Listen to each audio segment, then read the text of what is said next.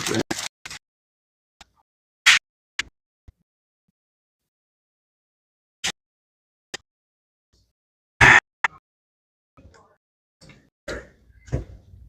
Now, as you know, from the last stream, I got fired from my job today. But I know that that's just God telling me to lock the fuck in. My job was my overall current and backup plan. My long-term goal is acting and possibly someday successful YouTuber or entertainer.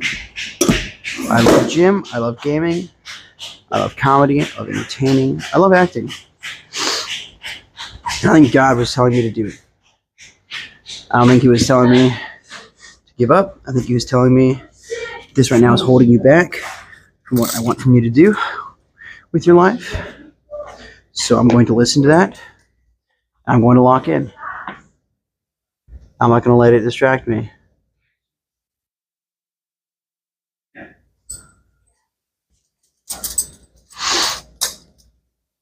going to go all in. No more holding back.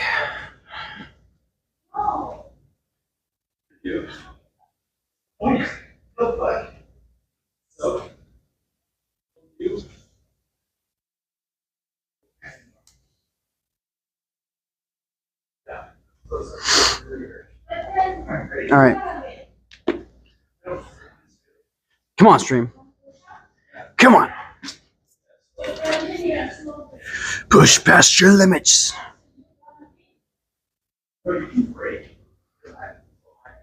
Achieve greatness. Lights in which the world has never seen.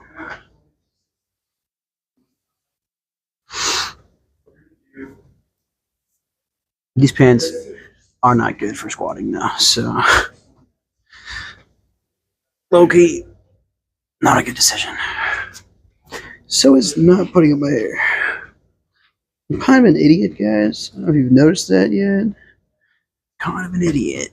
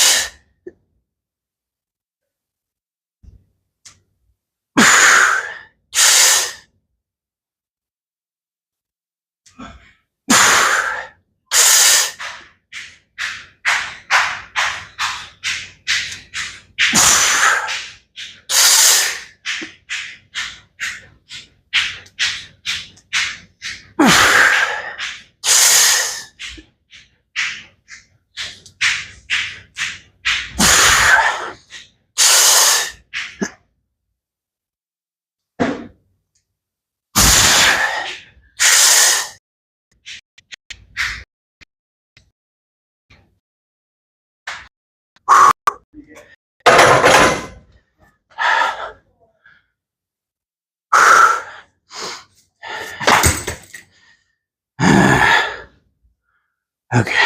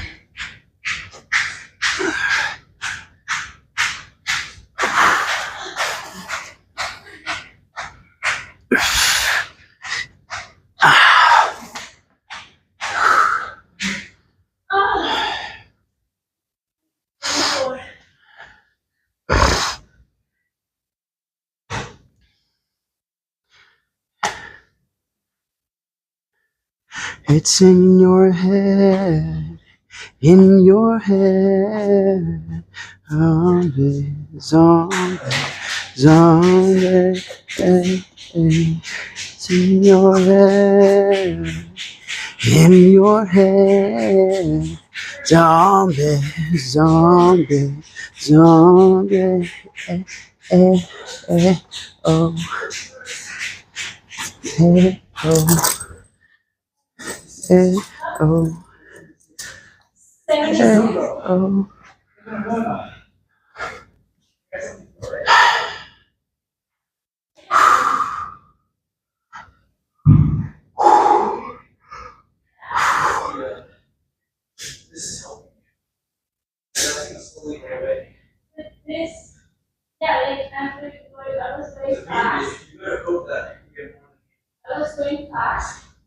There's a hair on my screen.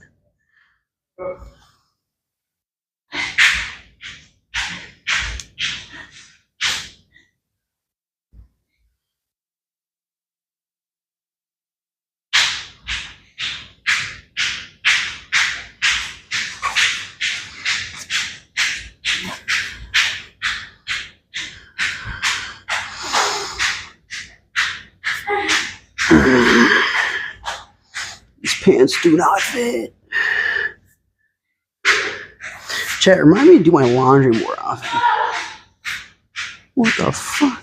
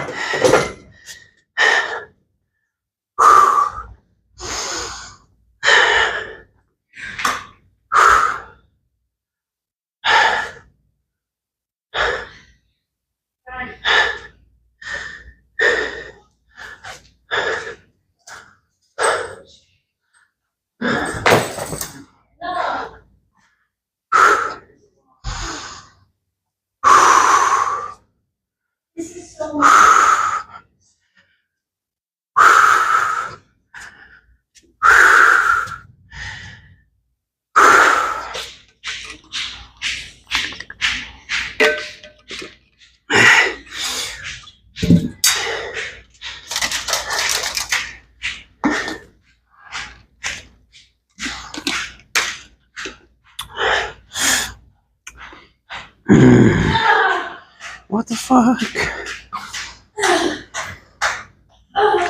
Dude, girlie's moaning during push-ups.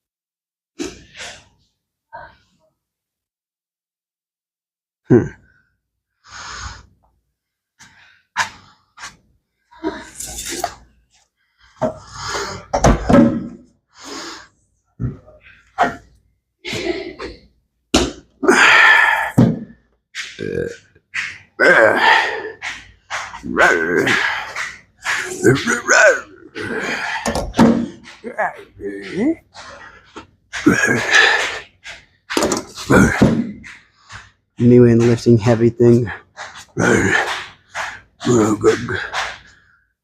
Grug lift heavy circle.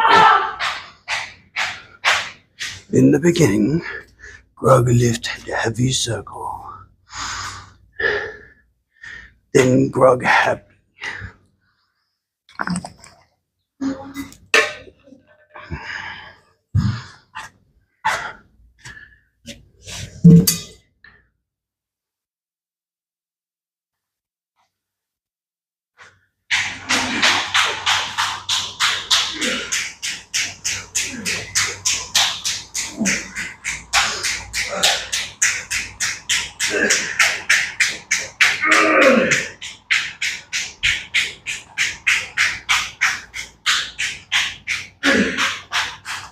You know, Batman.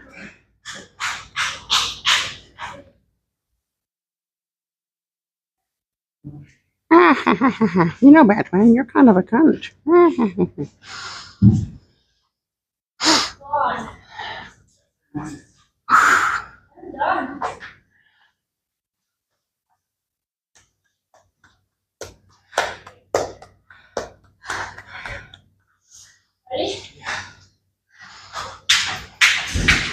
Cardio. Cardi. Yo. Yo, chat. Y'all remember Yo Gabba Gabba? That shit slapped. Yo Gabba Gabba was so clutch back in the day. Oh my god.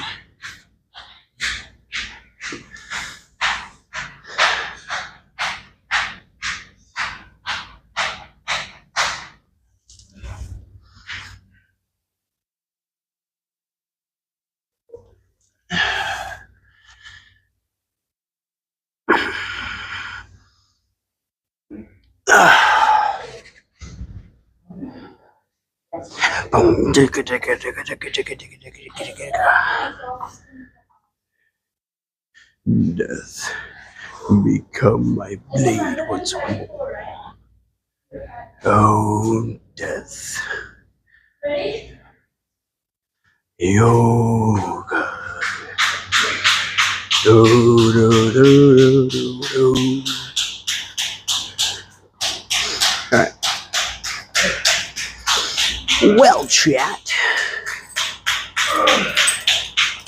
Welcome back to my tutorial. How to injure yourself during squat. It's quite simple. Simply forget your lifting belt.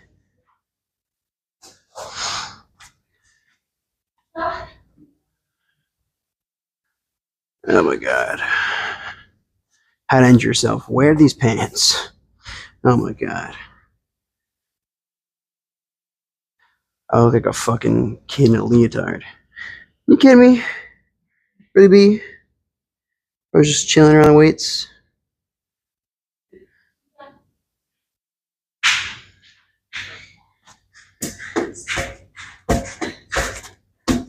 Leave?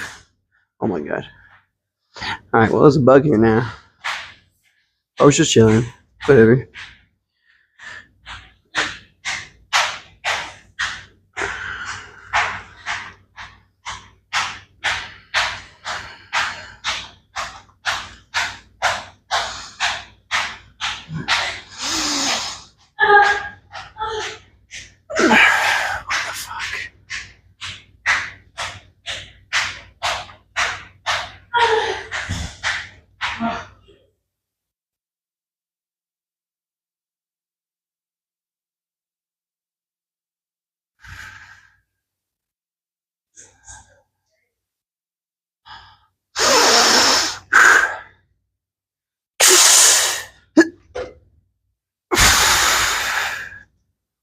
Oh my god.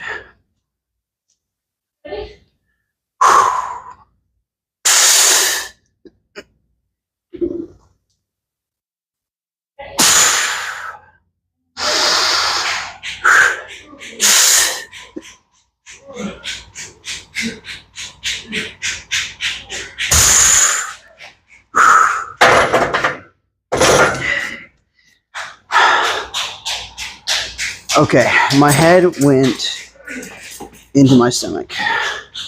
Like my brain. Like I just lost it. Oh my god. Okay. I haven't lost strength, but the second rep of 225 has gotten harder.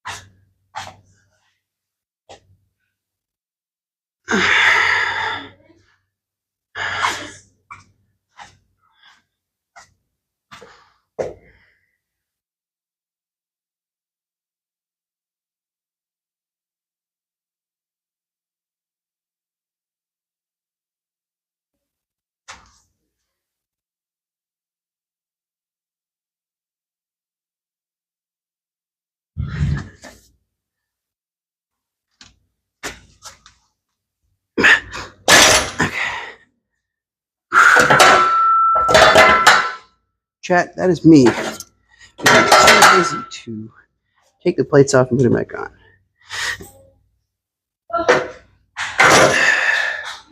And chat, that is me being really bad at barbell rows.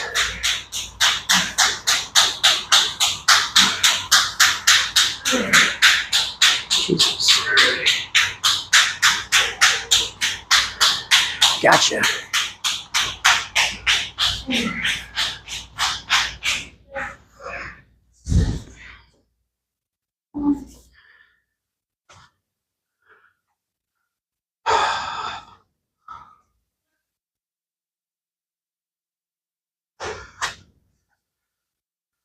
Oh, that's weird. That was whack. What am I looking at?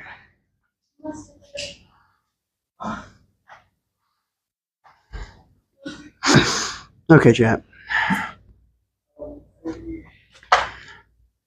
Time for bench press. Yippee. Oh, Daddy, I love bench press, Daddy. Oh, that's nice, son. Yeah, back in my day, we're living more conservative at our ages. No, you just fucking do whatever you want, can't. Yeah, back in my day, you get put in the clanker for that shit, right? These days, you get fucking rewarded for it. It's absolutely insane.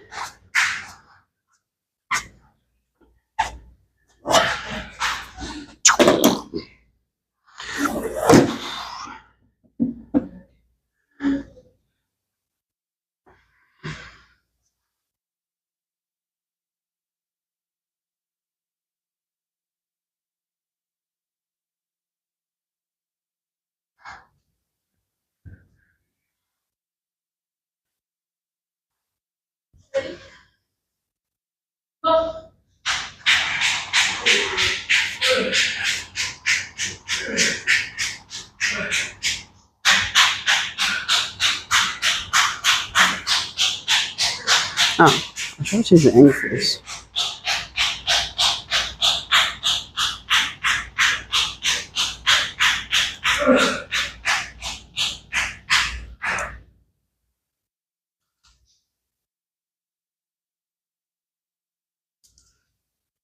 Whoa, a viewer? What's up, dude? What's poppin'?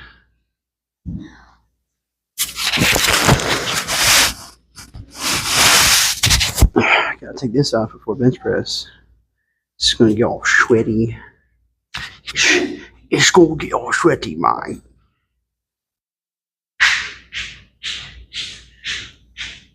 Oh, there goes my viewer. That's what I get.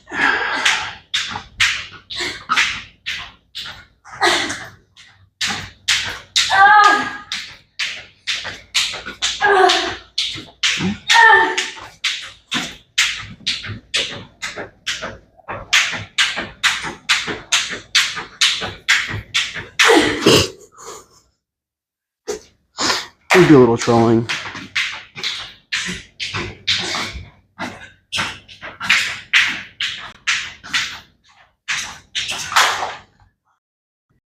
We did the little troll. Alright.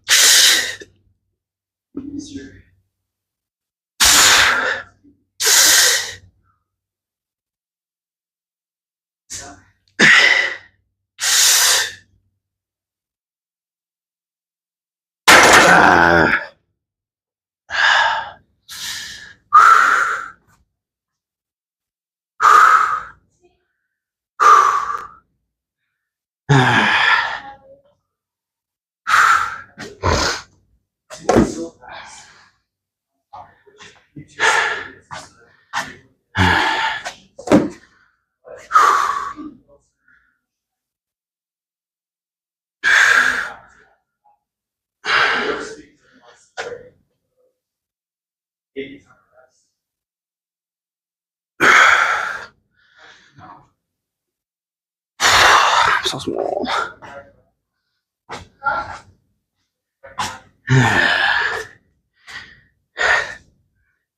I'm not so small, I'm just not big enough yet. I gotta get bigger, faster, stronger, smarter.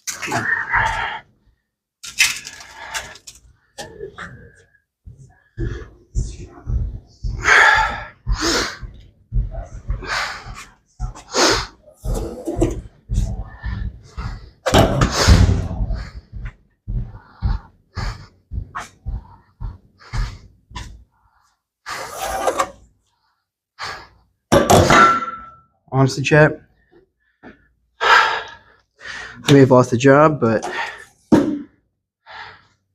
I know everything up to it, so there's no more kicks I haven't learned. I've learned all the kicks, at least the basics for all the kicks. Kicks that I haven't learned are just different versions of the kicks that I already know. So I could teach myself. I could, in theory, theoretically, teach myself Taekwondo at this stage in the game. Kukin one, they have videos on the forms. I could teach myself the forms. I could. I very easily could teach myself the forms.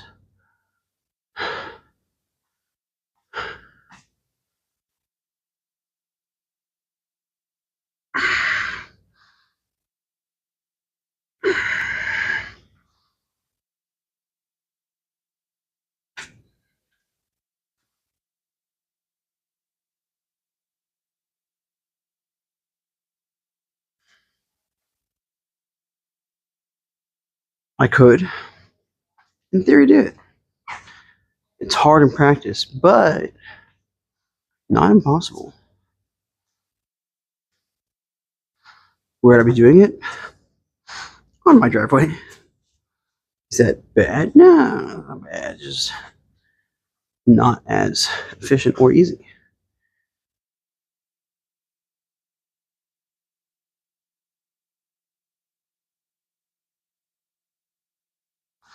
But I mean, like, I'm here, right?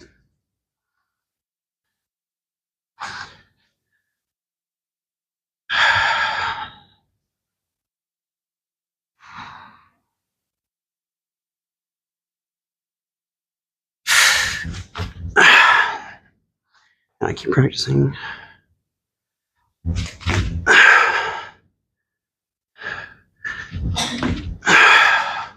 Because someday, get that.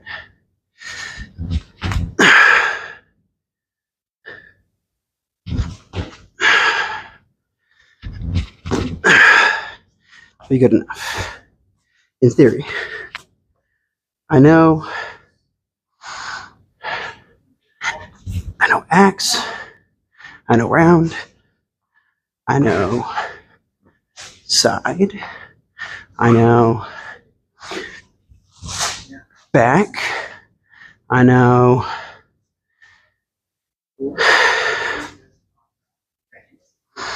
the jumping ones, the spinning ones.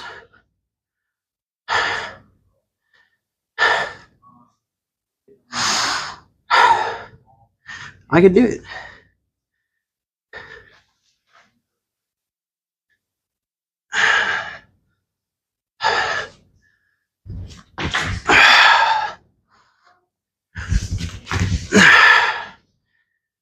I could do it, in theory.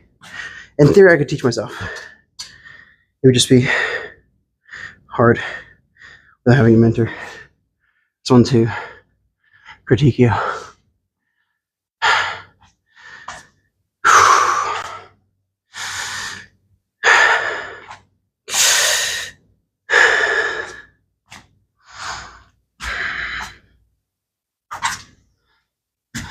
But I could do it.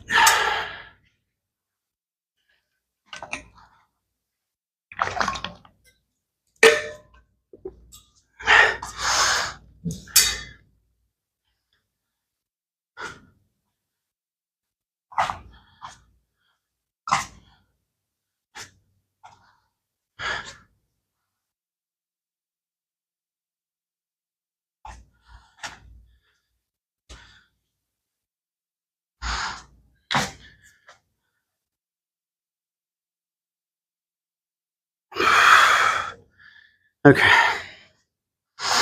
185.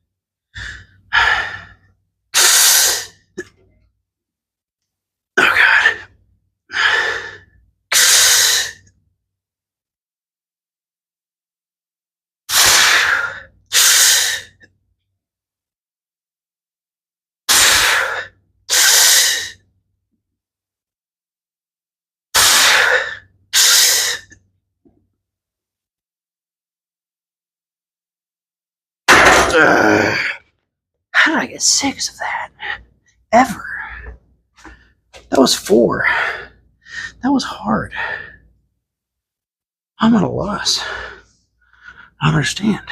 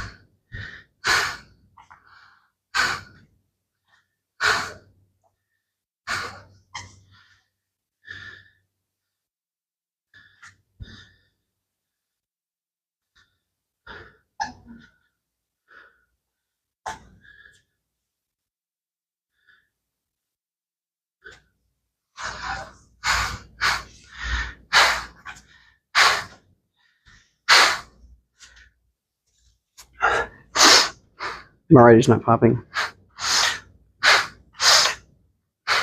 Fuck. Okay.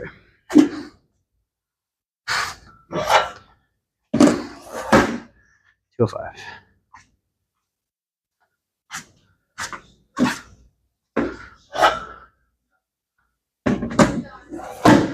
How's it hanging? Huh?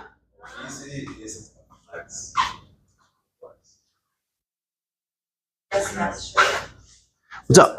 What's Jameson. Emmanuel. Nice to meet you, man. Nice to meet you, man. How good are you at chess? Pretty alright. Pretty alright? Yeah. Good shit. But at this moment, it better.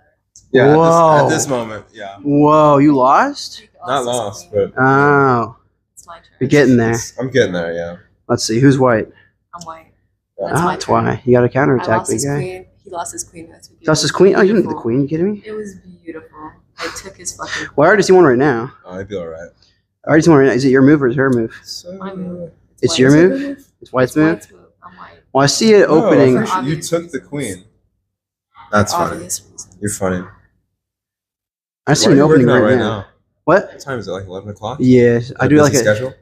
Not anymore. I got fired today, so. Ah. Oh, really? Where'd you work? Are you for that shirt, right? No. A coworker said that I sexually harassed her.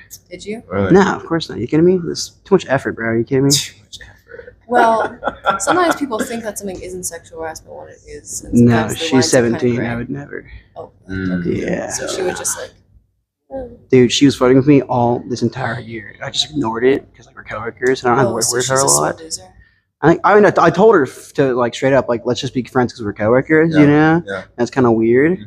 I didn't mention the age thing. I was just like coworkers, you know, business and pleasure. No, Yeah. you know what I'm saying? Mhm. And then like I haven't talked to her in 2 weeks, and I get a call this morning Yeah. from the boss. It's like a small business. Like there's Yeah. no HR. Yeah. So It's they kind of just have like to- him. Yeah. And He was just like, I don't want to make a big Oh, deal. so Yeah. you don't have a record or anything. no, of course not. And he's a homie, so he was like, now that Oh, you're no okay. longer my You can hang employee, out with him. like we're friends. So if you ever need anything, just call me. You know, Okay. I was like, that's sick. You know? Maybe we can get you another job. You know. No, you can't do No? that. No. Where'd you work? Taekwondo. Oh no. Okay. The one right here. No, Elite May. I don't know. Okay. But I can't teach in any Taekwondo place for like A little bit. a while. Yeah. Yeah, because of contract, Yeah. which is stupid because like I spent a year there. Sucks. Yeah. I was earning 18 an hour, dude. It was great. Damn. I know. Now I'm fucked. It's all right. You got working out. We'll figure it out, You're a man. hard We'll fucking figure it out. set, too. Oh, no. I just got to get a few reps into that one. I gotta see that. Huh? I gotta see that. How many Yeah, see reps it? do you do? Most is 3. 3? Yeah. 3 or 5 or? Most is 3 reps. Oh, just 3 in general. Yeah. Oh, I go up. So I do like Okay. 155, Yeah. roll up, and like 185 and 205. Okay. I need a spot low key. You gonna spot me? All right, let's go.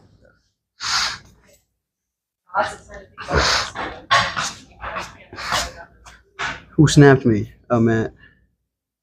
Okay. All right. Okay. All right, big guy. I don't like this. Yeah, it's weird. Overall, make me work for the rep. Mhm. Push it a little bit if it starts going down, but You have the things on, right? no, I don't need them. Worst comes to worst, I can just slide them off. obviously, Yeah. All right. Lots of people just post videos of themselves. Oh, I'm streaming. Oh, street. Hey, chat, what's up? Mike's over here. Hey, chat, what's up? Chad, don't talk to her. She's weird. All right. That was crispy. Emmanuel's cooler. All All right. right, whenever you're ready. I'll give me a list off. You know, 5. Right? Yep.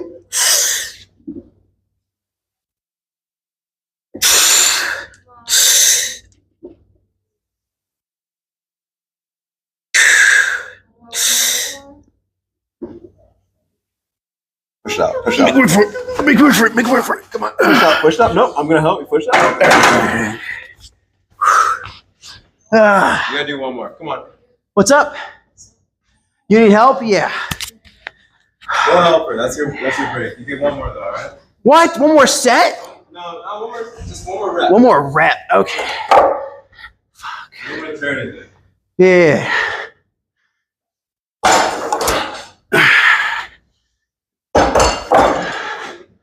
What do you want it? Here? Cool. Thank you. Yep. Oh my god. Okay. One more rep. You should really just take those, man. I have deficit push-ups later. Okay. And I already hit incline earlier today. Yeah. Okay. Damn. Jesus Christ. It's only once a week though. Well, I mean, I guess I have more Once a- time okay, now. That's fair. That's So fair. I worked like 10, 11 hour shifts the whole week, you know?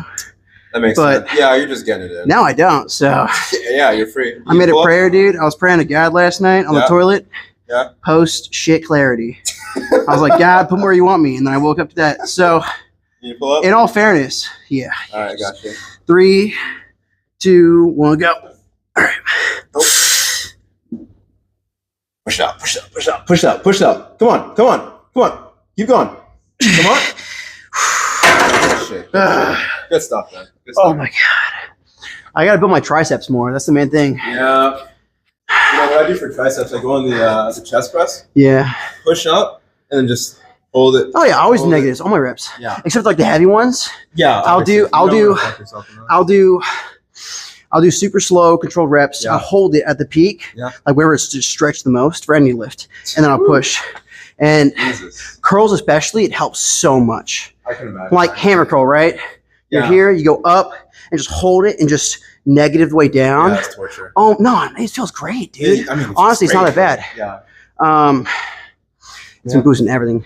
Back, I love back, dude. Any pulling motion, just holding it here Mhm. and just slow, controlled reps the whole time. Yeah.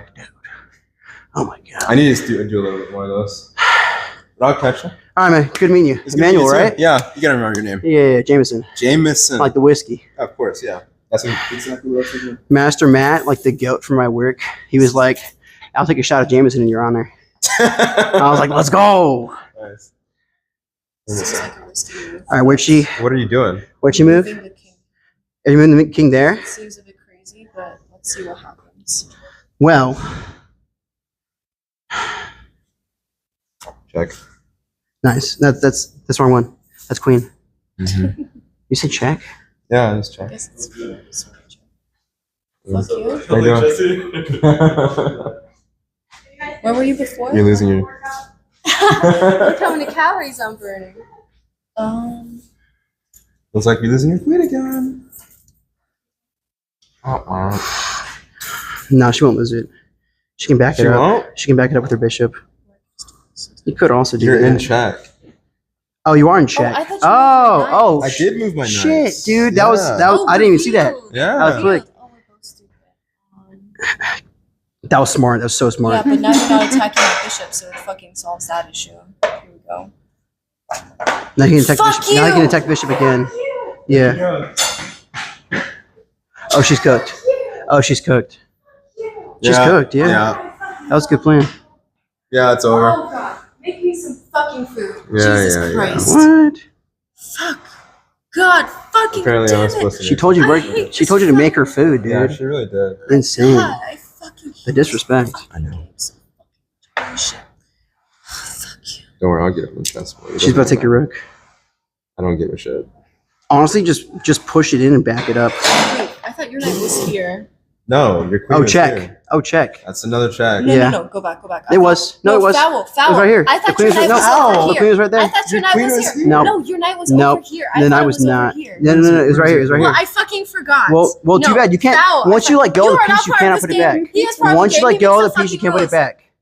No, that's how strategy works. No, You made it isn't. You made a human error. That's You your bad. literally just walked in. You made know a how we're human playing this bear. game. You made a human error. No, That's your it was bad. like over here. No, it was right here. It was No, right I here. don't And it believe moved that. that I'll way. just It was let her right have. over I'll here. just let her have. That's- No. Well, it was still here though. She can't move it Bro, I back. just lost my queen. Give me some No, space. you can't move it Just back. let It her was move still it. Some here. Just let her fucking move it back. space. Just let her move it back. No. It wasn't there though. Then it's on a It different. was here. It was No, there. let's keep it there. I think I Yes. can still win though Okay, fuck. if it's still here.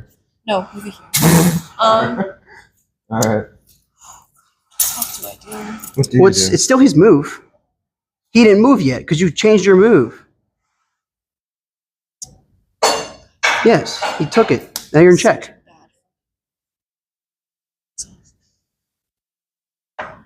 Okay. I think. I mean, you're gonna take that, right? Yeah. No, Check. no. That was bad. Nice. Just still check. Oh my god, I'm gonna die. Okay. Yeah, just pull out the other road. Make this quick. Honestly, camp it there.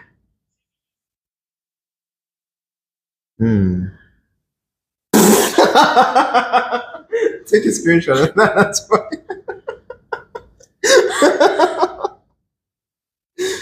Oh, that's funny. Wait. Yo, check this shit out. Interesting. Yeah, I was gonna say the same Yeah. thing. Nothing Smart. fancy. What'd you move? Well, Yep. Yeah, well, I literally just told you to do that, so I take credit for that. well, congratulations. It seems like you're playing against yourself now. So I gotta get the fuck out. We'll just do this shit now. God, ugh. I like the late night workout scene. Not gonna lie. It's it- so was it's this so here? chilly. What? Fuck Those no. are out. You No, kidding Oh, me? it was out. out? These are out. Those are out, bro. Oh my She's God. trying to pull in extra No, forces, it goes right? in my Right. pocket. Reinforcements. Insane. Man, Dad, we need help. God, this is a tech. Oh. Might as well just do this.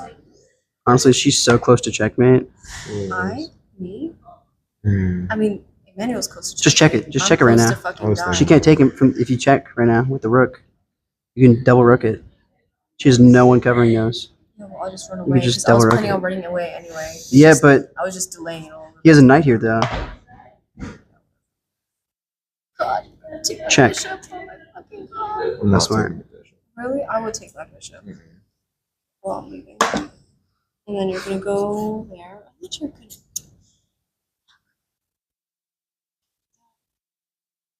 Fuck. Go here. Well, I'm not in check right now, so I should take advantage of that somehow. Somehow. Where are you gonna go?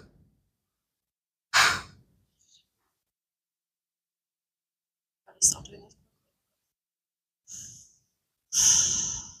I respect the hustle, by the way. Thank you, I bro. I'm respect not the in check. hustle. I'm just I mean, now that I lost my job, I got to do something, right? Yeah, you I'm gotta I'm just gonna- gonna focus on take something. this. It's Ah, I'm gonna take advantage of the facts. It's me. Is it? No, it's not. You sure? she's one move. No, she doesn't actually have one move. Yeah, That is mate. It's me. That's bad. That's mate. Good shit. GG. Peachy. I put up a fight. I'll say that. Notice how you walked in saying she was winning? Yeah. I was yeah. winning when we Yeah. walked in. She though. was. You don't need a queen to win. I really don't. No, you don't. That's Well, amazing. he took my queen. It's always I can getting play trapped with around other their queen, own though. pieces. It's always getting trapped around their own pieces. Too. Yeah. Yeah. Gotta hold the line. Good shit. Don't got clean them Instagram? up now. What? You got Instagram? No, I don't. Any social media at all? I have Snapchat. Yeah, I'll take your snap. Okay, cool. It's old-fashioned. I'm kind of old-fashioned. I don't have. Snap's old fashioned. Snap is very old-fashioned. Is it? I do not use it whatsoever. Bro's got Discord too. I do have I mean, Epic. everyone- not game? epic. Not game? epic. I used to, but like I don't know. Kind of growing up now. What? Yeah. That's crazy, bro. I don't have any time for it, man. That's fair. At all. At all. None of us do. We make time anyways, you know. That's true. Yeah. I mean, we make time for this Sacrifices. stuff, so. That's why I play Counter Strike, bro. CS is. Oh, he Yeah. just got out of his extra set. Now he has to do 3 more. No, I'm not in chest anymore. I finished chest. Oh, right. You're doing chest. push-ups now, right? Not chest. No, I've deficit push-ups later. You know what deficit okay. push-ups are, right? Deadlifts. Deficit push-ups. Deficit push-ups. So you go on a few plates, right? Yeah. Like stack it to where you have a little bit more off the ground, so you can go deeper in the push-up. Oh. And you're gonna hold it so at like that basic, bottom. like incline push-up, basically. Incline push-ups doesn't get that to that level.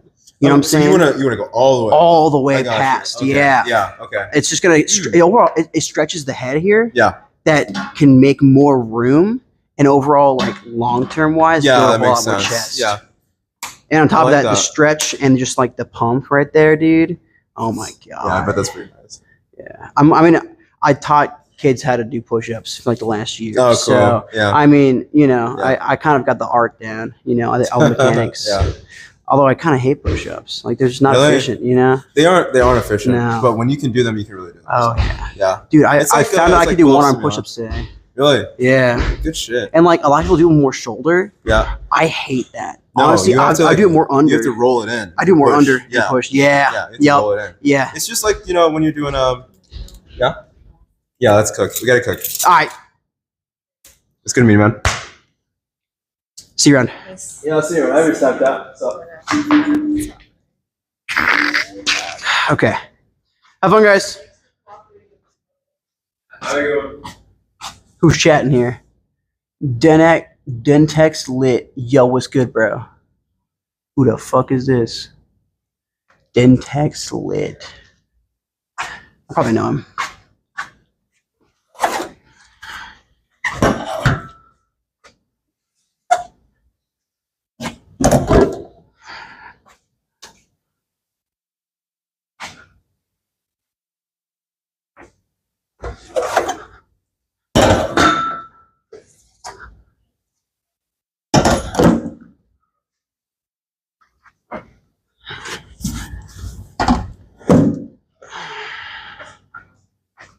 Y'all finished up? Damn. Good shit, guys.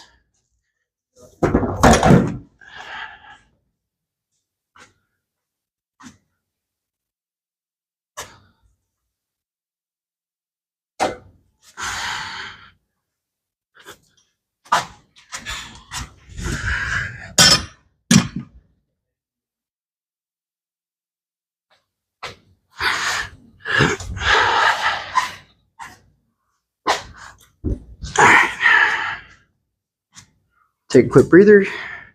And it's time for pull-ups. All right, let's see. I'm going to rig this one up.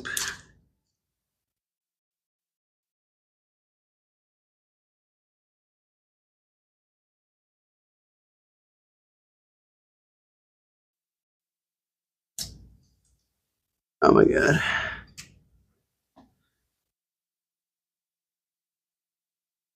There we are. Is it still moving? No, we're good. I'll keep it there. I bet. Let's get it, chat.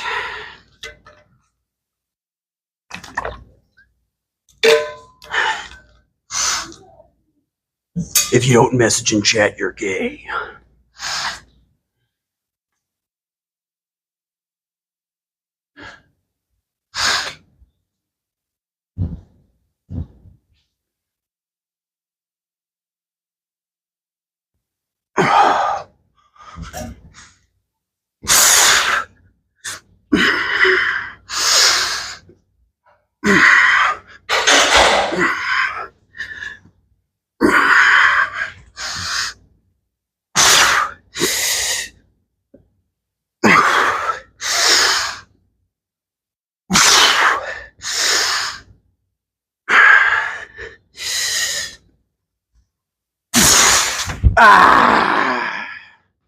9.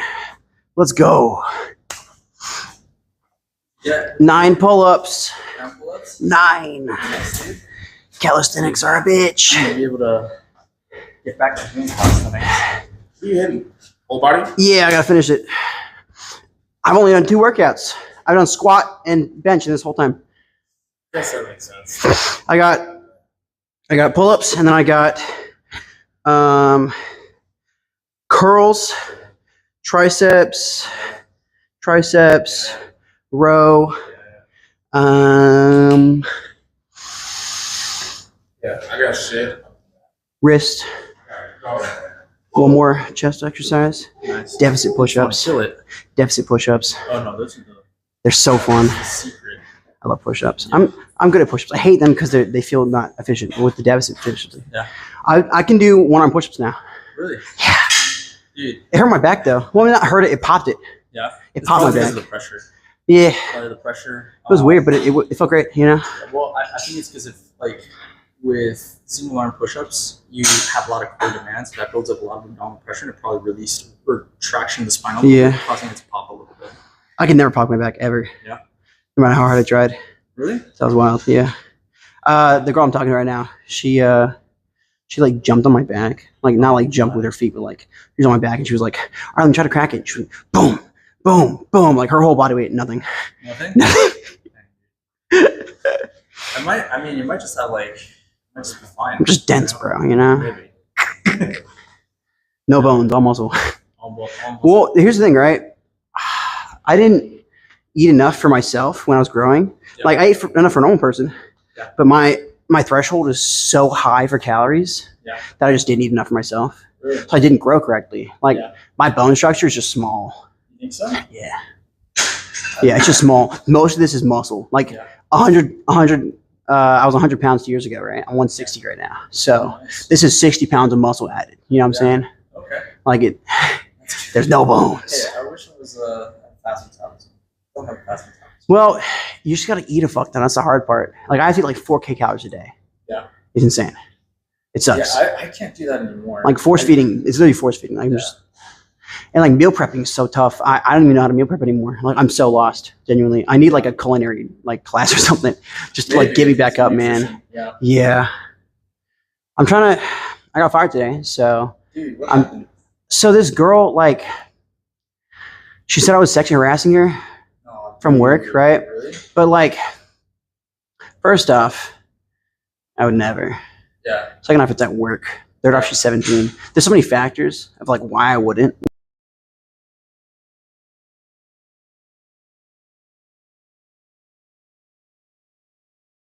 Just like aggressive. It's like, yeah. So I was like, no. Yeah. And then I get a call today that she filed a huge complaint and had like screenshots and something, whatever. Funny enough, I can't see the screenshots because they're confidential. So, yeah. Yeah. And even if you said, even if without the screenshots and everything, because of her complaint would be a he said, she said situation, Yeah. because she's the one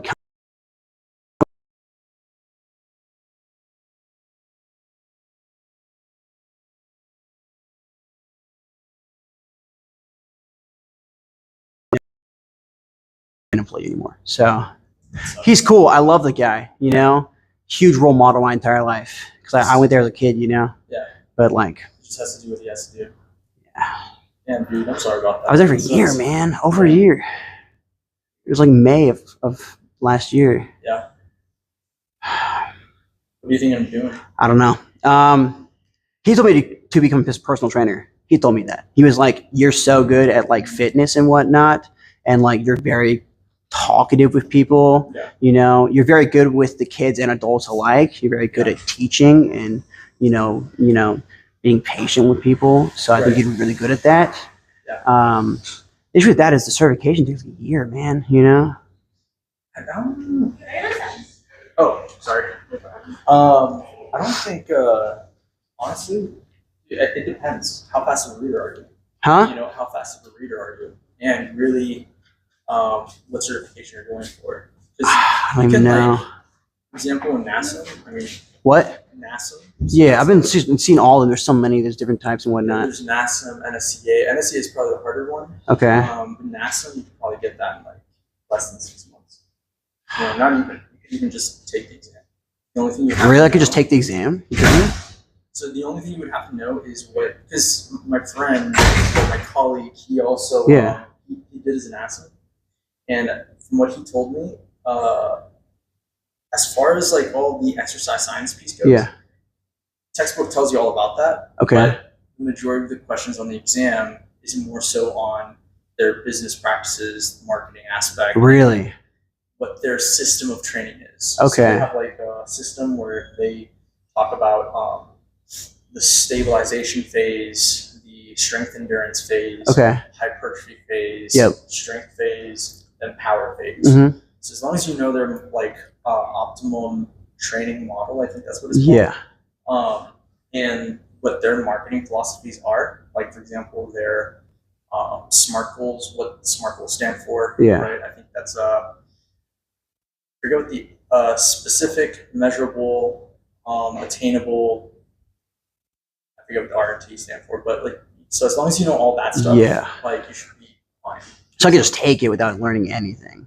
Yeah. It's not advised, Well, I mean, but yeah, no, it's not. I would say you could take the exam, buy the book, just And- read. can you retake it? Is my question. Yeah, you can retake it. Really? So I could take it, see how it is, and I could like Yeah. prep afterwards. Yeah. Interesting. I hate Well, failing. Well, if you take the if you purchase the self study, Okay.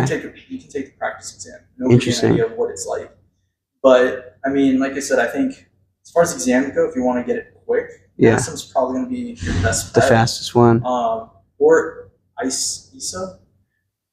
I know they teach one both here and at Nova, Yeah. a year course or something. So those are more like, university-based Okay. certificates, which I mean definitely have a lot more value. But Yeah. you can just get a certification that has NCCA accreditation, Okay. and with that, you're fine. You Okay. don't have to go to college for that. Really? You can just get a certification. In fact, Do you have Instagram or something? Huh? Do you have Instagram or something? Yeah, yeah, Could I get it and like Yeah. you send me these? yeah. Sure. My phone's streaming right now. Do you have your phone right now? Or Yeah. Yeah, but like my colleagues, like me and her, like she's gonna take her CSCS. which is That's from NSCA, so the strength and conditioning coach. okay. I'm gonna get NASM just because I like their kind of point of view on training. I'm Okay. functional based, so I Yeah. like that kind of stuff. Like mobility and whatnot. Yeah. Okay. But as far as like, I'm also gonna get my NSCA, but that's probably gonna be after because I want to get the easiest stuff first, and then get the other stuff afterwards. Yeah. Okay. But even my colleagues, I mean, even though we have degrees in exercise science, most gyms, most places where you're gonna apply for training, like they want you to have certifications. And Yeah. some of the incentives are, if you have certifications, you get a certain pay rate. Yep. The more certifications you have, The more pay higher- rate. the higher Interesting. pay. Okay. And if you have a degree, you already have like The max. a way higher. Okay. Well, no, it's not max, but you can definitely get paid more than someone who just has a certification. Okay. But if you have your degree plus certifications, Yeah. you can become a master trainer Okay. and get even more pay. Really? Right? So, Okay. I mean, So that's like a long term kind of thing to look. yeah. So into- I mean, if you get certifications, probably I could see you making like anywhere from like $20 to $30 an hour. Okay. If you have a degree, you start off right off the bat like at 25, 30.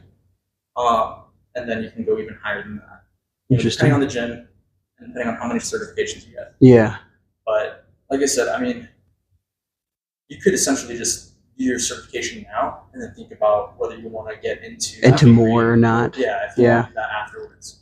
I would say go for so there's some so ISA is another good one, Okay. but obviously the big names are ACE and NASM or NASM and NC or NSCA. Okay. Those three are kind of like the big names. ISA is still accredited. Yeah. The advantage of ISA though is that you can take a non-proctored exam, so you can just buy the book, do the exam, and you can essentially do it open book. Really? The For which one? downside is For which one? ISA. ISA. ISSA. But the downside is it's not as like. Well, so the downside is that obviously there's no incentive to actually learn the material. Yeah. Right, which I think is very useful. Yeah. Trying to like train people, know how to progress them, know Yes. what different modalities there are that you can use, just in case someone has some sort of Issue. Yeah. with a certain type of exercise or a certain type of wherever the fitness level is. Right. Yep. So there's not much incentive if you can essentially pass the exam by just looking through the book, right? Yeah. NASM, ACE, and NSCA, they're all proctored. So you make an appointment and then you go to whatever place the person that's going to monitor you, and then you take the exam, right? I heard that NASM has a non-proctored exam as well. Okay. I don't know about that because when I was looking into doing my NASM, You didn't see one. it was proctored. Okay. So, but I heard that two of my colleagues, were not colleagues, they did not proctor. Okay. But my other colleague did do it proctored. Actually, didn't know that you couldn't do it. That you could do it non-proctored. So he was like, "What the fuck?" Yeah. But like I said, like I think if you're, It's good to learn the material. I think Yeah. it's good to learn the material. I wouldn't want to skip it, you know. Well, I think if you wanna, since you already kind of have a baseline, what you could do is take the certification, find one that isn't proctored, and then once you have your certification, start learning with it. Right? Yeah. The important thing is that you have something that allows you to start working. Yes. Right. Yeah. I think that'd be your best bet. Okay. You know. Send me these names. Yeah, I'll send it to you. I'll send you a couple because I know a couple. Okay. Couple places. And I'll dive into it and do the research.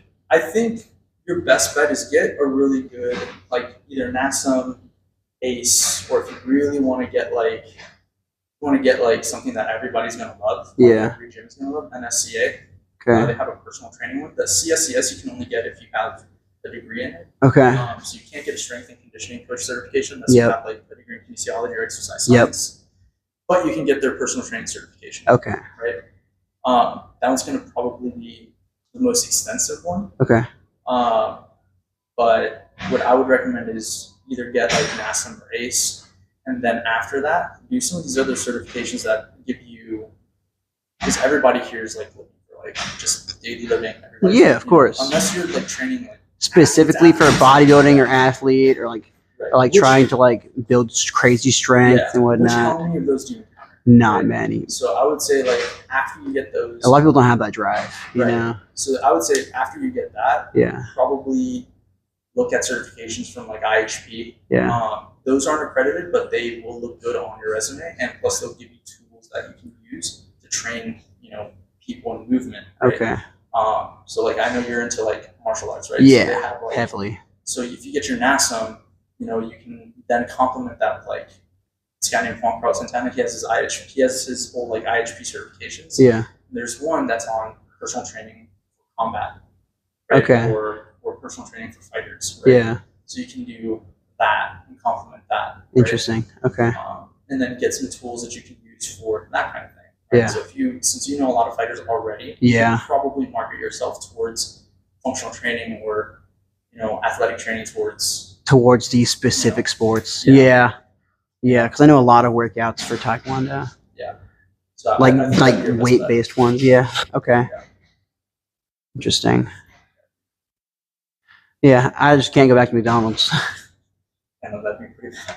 I was there from 16 to 18. I Yeah. made a max of 16 an hour, and I started making that. They cut my hours, so they wouldn't pay me as much, Yeah. and then they just fired me. McDonald's. No, actually, they didn't even fire me. They cut me to 1 day a week for like 5 hours, and I was like, I can't live off this. I was not living at home at the point. I got kicked out for a few months then, Yeah. so I was literally just finishing high school, needed a job and they were there for me. So I had Here's another thing you could do. what? Actually, and I was talking to her about this. Yeah. Get your NASM. Yep. Important thing is get your certification. Yep. And then right now, this guy named Juan Carlos Santana, he's like a maverick of fitness. Okay. He just built an app where you can schedule and put all your clients in there. Really Tailor-made programs already in there. nice. Or you can make your own. Yeah. And they have like over 400 plus exercises Nice. on there already. and they already have like more than 200 programs already for different sports, and say the person, for whatever reason they can't do a specific exercise in that already program, swap that exercise out for something else. Okay. I mean, so it's already kind of done. I mean, at the end of the day, a squat is a squat is a squat, right? Yeah, of course. So I know that there's the whole principle of specificity where you want to choose or select certain exercises that fit someone's anthropometry. Because like some people aren't built for certain things. I get you. Right, Yeah. But with that being said, you're not going to spend hours on several different clients, right, building a very specific and unique program for every single one. No, of course not. That would be a waste of your time and a waste of money. Yeah. Right? Time is money. So in my opinion, I think if you have like a group of exercises that are all the same. Yep. Like 4-set structure. Squat, push-ups, a row, Yeah. and then like a plank. Everyone should be able to do those things. Of course. Right? It's The only super difference- simple. Yeah, the unique part of it is going to be how they move. in those Affect. situations, Yeah. How it right? So- affects them. How efficient they are with it. Right. How for driven they example, are. Everyone should be able to squat. But A lot can't. Yeah. So here's the thing.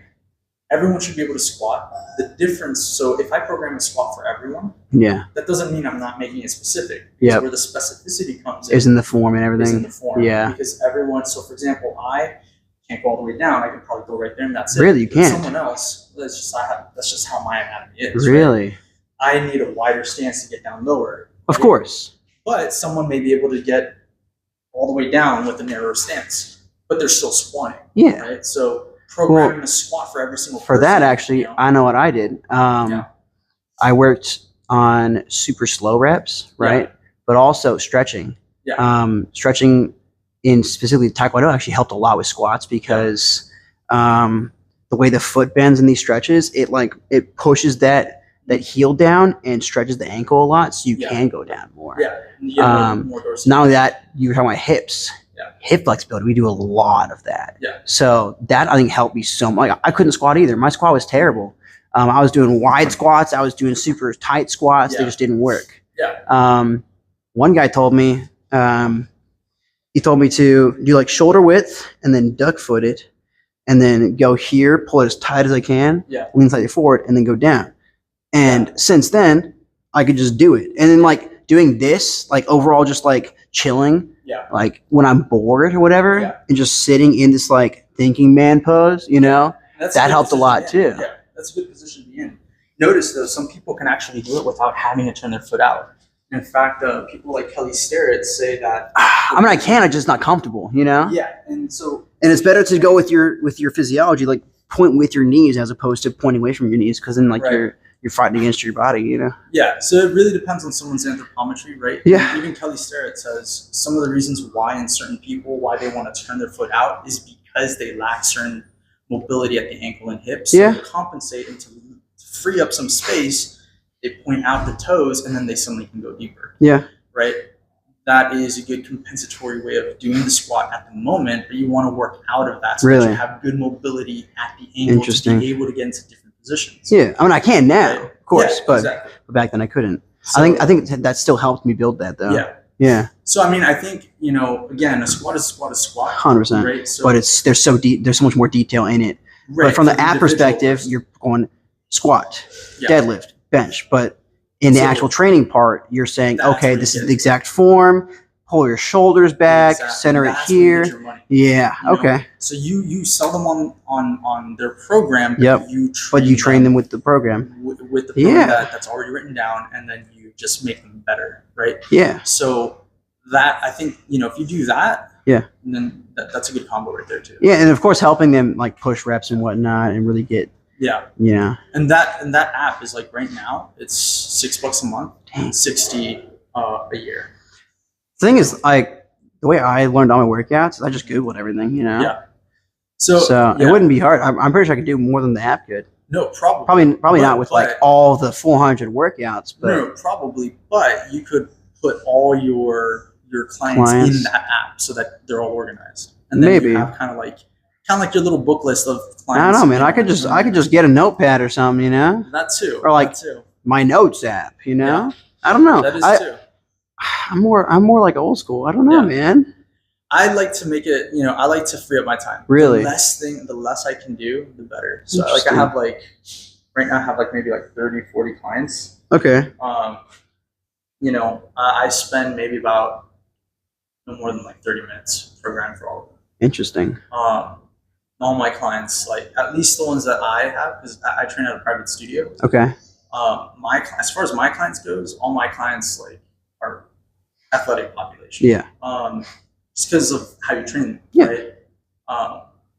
Some of my other colleagues, I feel like they overthink it and then they don't actually get the results that They overthink what? that they could get. Right? They overthink what? So, for example, I'm noticing a lot of my colleagues don't get as far as their clients goes, they want weight loss.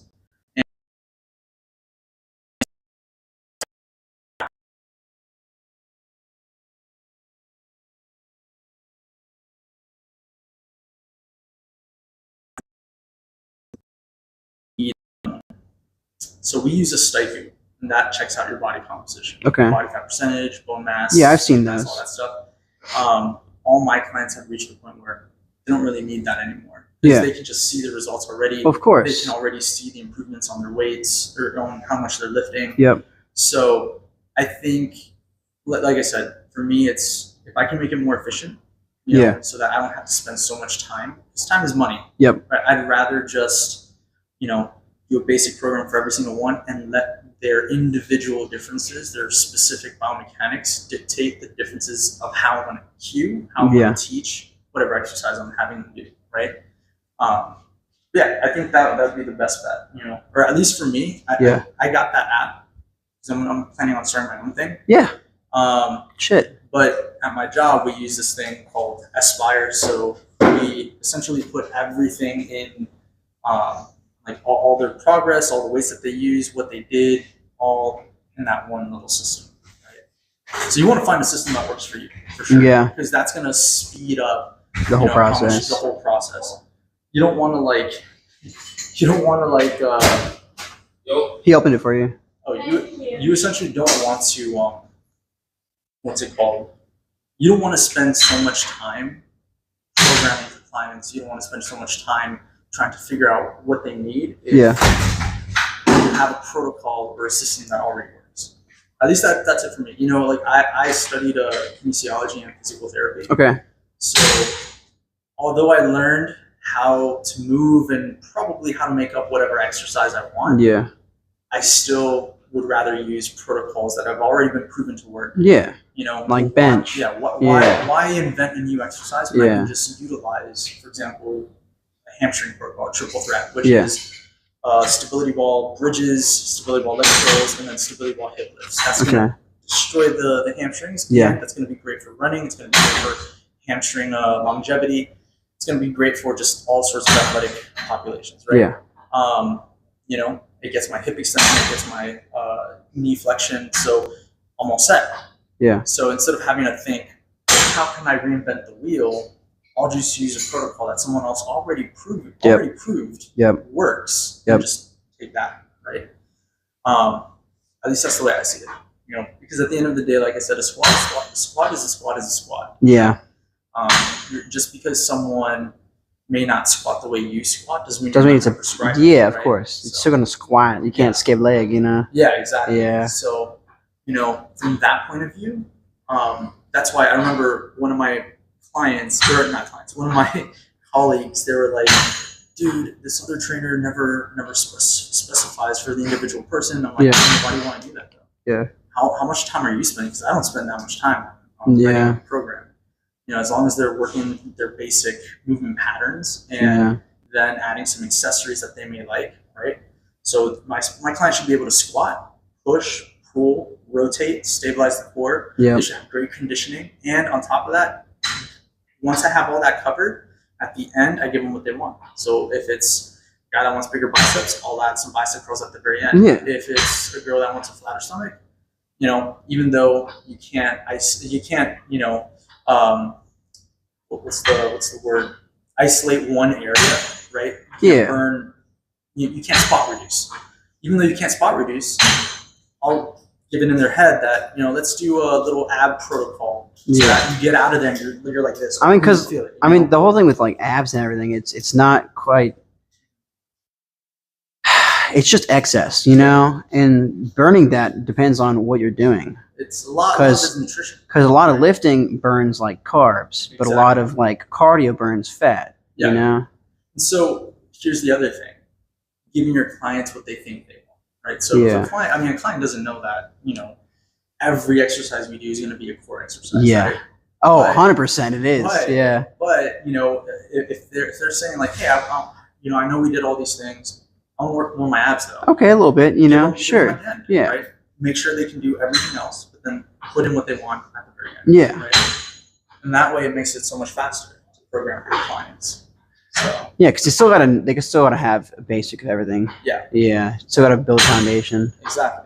Yeah. And you can't go wrong with a bench press. You can't go wrong No, with you a can't. squat. You Yep. can't go wrong with push-ups or pull-ups. Deadlifts kind of You can, know, just a You little can't bit. go wrong with deadlifts. You kind of, right? a little bit. If you do it right, that's not a Well, bad sure. exercise, you know? It's been less efficient over time than I've realized. Yeah. Well, I Yeah. mean, I think like you need to be able to hinge. Of course, So yes. if you're not doing a deadlift, you at least need to be able to maybe do a kickstand RDL, right? Just right here, reach for that ankle, right? Yeah, because you can't reach your toes. Exactly. You gotta Yeah, have that's that fair. hamstring That's flexibility, fair. right? Yeah, I yeah, don't need to be able to do the splits, but I do need to be able to tie my shoes, right? Yeah. I have the mobility for that. Yeah. So, you know, making sure that basics, they have basic life skills. Yeah, so, and you can do a lot with that. So, Yeah. for example, I can do RDLs with a kickstand, RDLs with stability. I can do, let's see, obviously deadlifts, right? yeah, So there's so many things you can do. A squat, you can do just a regular squat. You can do a Bulgarian squat, or a squat. You can do a split squat. You can do so many things yeah, and vary it up, but they should be able to squat, yep, right? So that's the way I see it. You know, if you can make your time a lot faster, yeah, better. Because if you can speed up your process of programming and prescribing exercises to clients, Yeah. you'll have more time to get more clients. yeah, Because if you're struggling making this super comprehensive workout for just 4 clients and it's taking you the entire day, Well, why would you want to make it super comprehensive? Then you're doing all the work for yourself without ever being there. You Yeah. know? so here's the thing. What would be better? Making these comprehensive workouts for 4 people that's taking you a whole day, or the other person that's making, you know, taking 5 minutes to build a program that gets the fundamentals, has the Yep. accessories that their clients want, Yep. right? And they lasted 5 minutes, and now they're getting 10, 20 clients Yeah. because they have the time for that. Yeah. You know, at the Yeah. end of the day, yes, you want to give your clients what they need, Of course. but you also got to make money, Yeah. right? You gotta be able to sustain yourself too, Yeah. right? But I think it's like a little bit of A both. you gotta Yeah. have balance. God. Yeah. As it should. Yep. Balanced. Mhm. You know, fucking Thanos pulls up. What? Thanos. Oh yeah, The yeah. fucking. She knows all about that. Yeah. Thanos. Yeah. It's a Thanos. Purple face. Yeah, Bruce. Dude, honestly, Marvel just messed up every character, bro. Yeah. It's like the comics, they're all so broken. But Yeah. then, like, well, they always like. yeah. But then, like, Marvel, they're just like if Marvel and comics went head and head, it would, like, not even be close. You know what I'm Yeah. saying? Like, Spider-Man. All the movies, he's just kind of mid. But, like, in the comics, he's, like, literally him. You know what I'm saying? Yeah. Like, Himothy. Like, bro, freaking, like, he fights gods and shit, you know? That's Like good. the buildings that he holds up, but he's getting crushed by the same building in every scene. You know what I'm Yeah. saying? Like one train that he would like easily no diff, Yeah. but like it's like a whole like scene for like, you know, like thrill and whatnot. Like, oh my Yeah. god, can he do it? But like in the comics, he would just probably like stop it with one hand eating a hot dog or some shit. You know, Yeah, no, for sure. dude. For sure. God.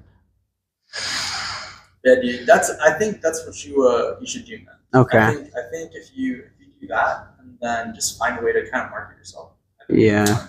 That's you're the already doing the whole like YouTube thing. Right? yeah. So you might as well just start profiting off that, Yeah. You know. That's the hard part though. I Like think you're already like one step ahead. marketing, you know. Yeah. I mean, so that's the biggest thing. If there's anything I would spend my time on, it's learning business, Yeah. learning marketing, how to market yourself. Yeah. Putting up flyers is not marketing. No, of course not. They're gonna look at that and be like They're just gonna throw that paper. away. You know, They're just gonna grab it. And then throw that's it. why I liked all my jobs where like the only way they spread was word of mouth. You know, Yeah. like Yeah. tell your friends. You know, like post it. Yeah. You know, like get the word out, and that's how the electrical business I worked for, Yeah. you know, spread their word, and they had like 5 jobs a day, man. Yeah. Like, they were loaded. You know what I'm Yeah. saying? And it's just because people liked them. That's what another thing. It's like I don't want to do it wrong and then have like no one want to put the word out. You know what I'm saying? Like I don't know. I'm always unsure of myself. Sometimes you just gotta take Got the a risk, big bullet, yeah. You know? I think you'll be fine. Okay. I think especially if you're Now, what's your advice on like getting the certification and then applying to certain gyms, like as a PT there? get anything that is NCCA accredited. Okay. So any certification that's NCCA accredited is going to be good. But Okay. what most gyms look for is either going to be NASM, NSCA, or ACE. Okay. Or ACSM. But ACSM Not as. typically caters to people who have degrees. Okay. So it's kind of hard to get a certification And then not you get know, the from degree. there. Yeah. Without a degree. Like Oh, so you get the certification after the degree. you have to have your degree first to take some Okay. of their certifications. Gotcha. NSCA, the only one you need a degree for is their CSCS, which Okay. is the most Basic. important one. No, it's the most important one. It's the Okay. one that It's holds a lot of value. like what do you call that? What do you call that? Foundation? Not foundation, but it's certainly the one that if you Cornerstone. have, everybody's gonna want you, Okay. right? You need a degree for that. You Okay, can't just get gotcha. that. Yeah. But most gyms are gonna like NASA. Okay. And ACE, I think. Okay. And I've seen a couple that say ISA or ISSA. At this point I need to work, you know what I'm saying? Yeah. I just need to get somewhere that I can work and pay bills while Yeah. I'm still schooling, you know? No, I think the one you should stick with. I mean, again, check some of the gyms that you're interested in. To see what they want. See what they want. 'Cause typically, they're gonna have A list. in their they're gonna have Okay. a list of what they're looking for as far as Not their doing PFIT, applications. that's stupid. Huh? Not doing PFIT, that's stupid. No. Yeah. Planet Fitness is I don't terrible. think I've ever seen a trainer there, but They exist. You'd be surprised. I've never the one because I have a Planet Fitness membership too. Really, there's no. I don't see any, but then again, I go like Yeah. late at night. I don't know. I just want like to work at a semi-clean gym that has at least dumbbell and barbell and a squat rack and whatnot. You know. Well, I think Two 100% machines. sure. Yeah. Any typical gym like Gold's Gym, Yeah. Export. If you have Export. like, I shoot there actually. So if you have NASM, they'll accept Really. Yeah, they'll accept you. And I could shoot in my free time. maybe even That's alpha, bro. I know my cousin. He's pre-med. He did his certification by ISSA, and he was working for Gold's Gym. Okay. So you have options, but I would do in your case if you're looking for a job now. Yeah. Get one that's not popular. Okay. So that way you can just open book it. And then work from there. And then And then I'll have to start from ground up, but I'll work on it. Yeah, I mean, It's so not here's it's the- not hard. It's good to get down the specific information. Well, here's the thing. You already have a baseline. Yeah. You work the way you work. Yep. A lot of it is going to be client experience. Of So course. If you're not an asshole, if you're, relatively a good communicator, Yeah. and you're giving them what they want, Helpful, in their programs, yeah. as long as they're not getting injured, which it's very hard to injure somebody unless like you're just doing something very stupid. Yeah. Like those. I'm idiots. gonna be spotting them. You Right. know. Yeah. So with that, They were all idiots. those- So the guys that were like doing the 3-man. Yeah, Oh my god, that hurt looking at. Yeah. Ah, As long as you have those 4 points in, you'll be fine. yeah. Right. On top of which, most gyms have connections with Club Connect, and Club Connect essentially is a place where you can get certifications for cheap. Club Connect. Yeah. So they'll essentially the gym's going to pay for your education. Really? So you can, Okay. I mean, not if it's a private studio, they'll pay for your university. If like say I'm doing, for example, my master's in kinesiology, so I have the option to use my certification funds on that. But most gyms, like public gyms, they'll probably just pay for certifications. Okay. Right, and on top of which, the more certification you get, the more pay I'll make. So it's kind of like, how driven are you to learn? Yeah, I'm always. Life's all about learning, man. I think I just want to go through it all at that point, Yeah. I mean, like I said, I think I just don't know how much time I have. I'm going to be here for since I'm not tied down here anymore. By my job, I'll probably be here for 2 more years and then go to Missouri. Yeah. Because my fam's moving, so then I'll probably go there and see what's there. Missouri's huge, so I don't even know. But everything's cheap there, man. Well, like I said, your certification is going to work everywhere. Yeah. So get one that's non-proctored. Okay. That way you can get it you can get it essentially next week. Yeah. Right? If you just really. One that's non-proctored. Okay. One that's non-proctored, and then after that, start applying to every job. You already have the experience of working at a martial arts studio, so that's already something in line with exercise. Okay. You look the part, so they're more likely going to want to call you back in. Yeah. And then after that, use their funds to get more certifications, so that way you get paid more. Okay. Yeah. And you should be fine. At Export, though, I will tell you with the certification, I think you're only going to make $15 an hour. That's the only shitty part about Export. I don't know about the other places. Yeah. But like I said, $15 grind, and then just pay for more certifications. Yeah. And then you can get up to maybe 20 plus. Yeah. Right. Because I remember when I was gonna get hired for. That's just an hour though, right? Yeah. I know a lot of ones they also pay you for training session. For training session as well, right? Yeah. So it's hourly on top of that, or? It depends. Okay. Like for example, I get paid. Because I know people get paid $13 an hour, and then they make the rest in each session. So I get paid, for example, in my studio, I get paid. I want to say maybe 20 an hour. 20 an hour or something. And then you get per training session, I get paid $26. Damn. Per training session. So I'll get paid per training session. And how many sessions do you have? Average, 3 or 4? It's 7. 7? Yeah. I get paid 7, and when they don't show up, as long as I'm getting 30, I'm solid. So if, for example, I'll plan out my schedule so that I can, get my 30, and then one day I'm just chilling where I may have maybe 2-3 clients spread apart, and so I'll have an hour and a half break. Yeah. I'll just be watching YouTube or whatever's playing on the TV. Yeah, really? Right? Insane. So I mean, it really just depends on I don't know how the public gym works. I don't either, man. I don't know any of this. This is new to me. Studio, this is the first official gym I've been in. I've been here for almost a year now. Yeah. But I think you could probably just set up your own business too and just bring people here. Yeah, I don't know. This place is not as equipped. Yeah. The leg press is a little wonky. The angle's weird. I heard the leg curl machine sucks. Yeah. I mean, if you can make it work. I could. I could. For example, this has everything. The basics that I would need. Yeah. Yeah. You don't really need so here's the thing. Yeah. If you're tied down to machines, that's gonna the issue is I'd still want to make that hourly. You know what I'm saying? Yeah.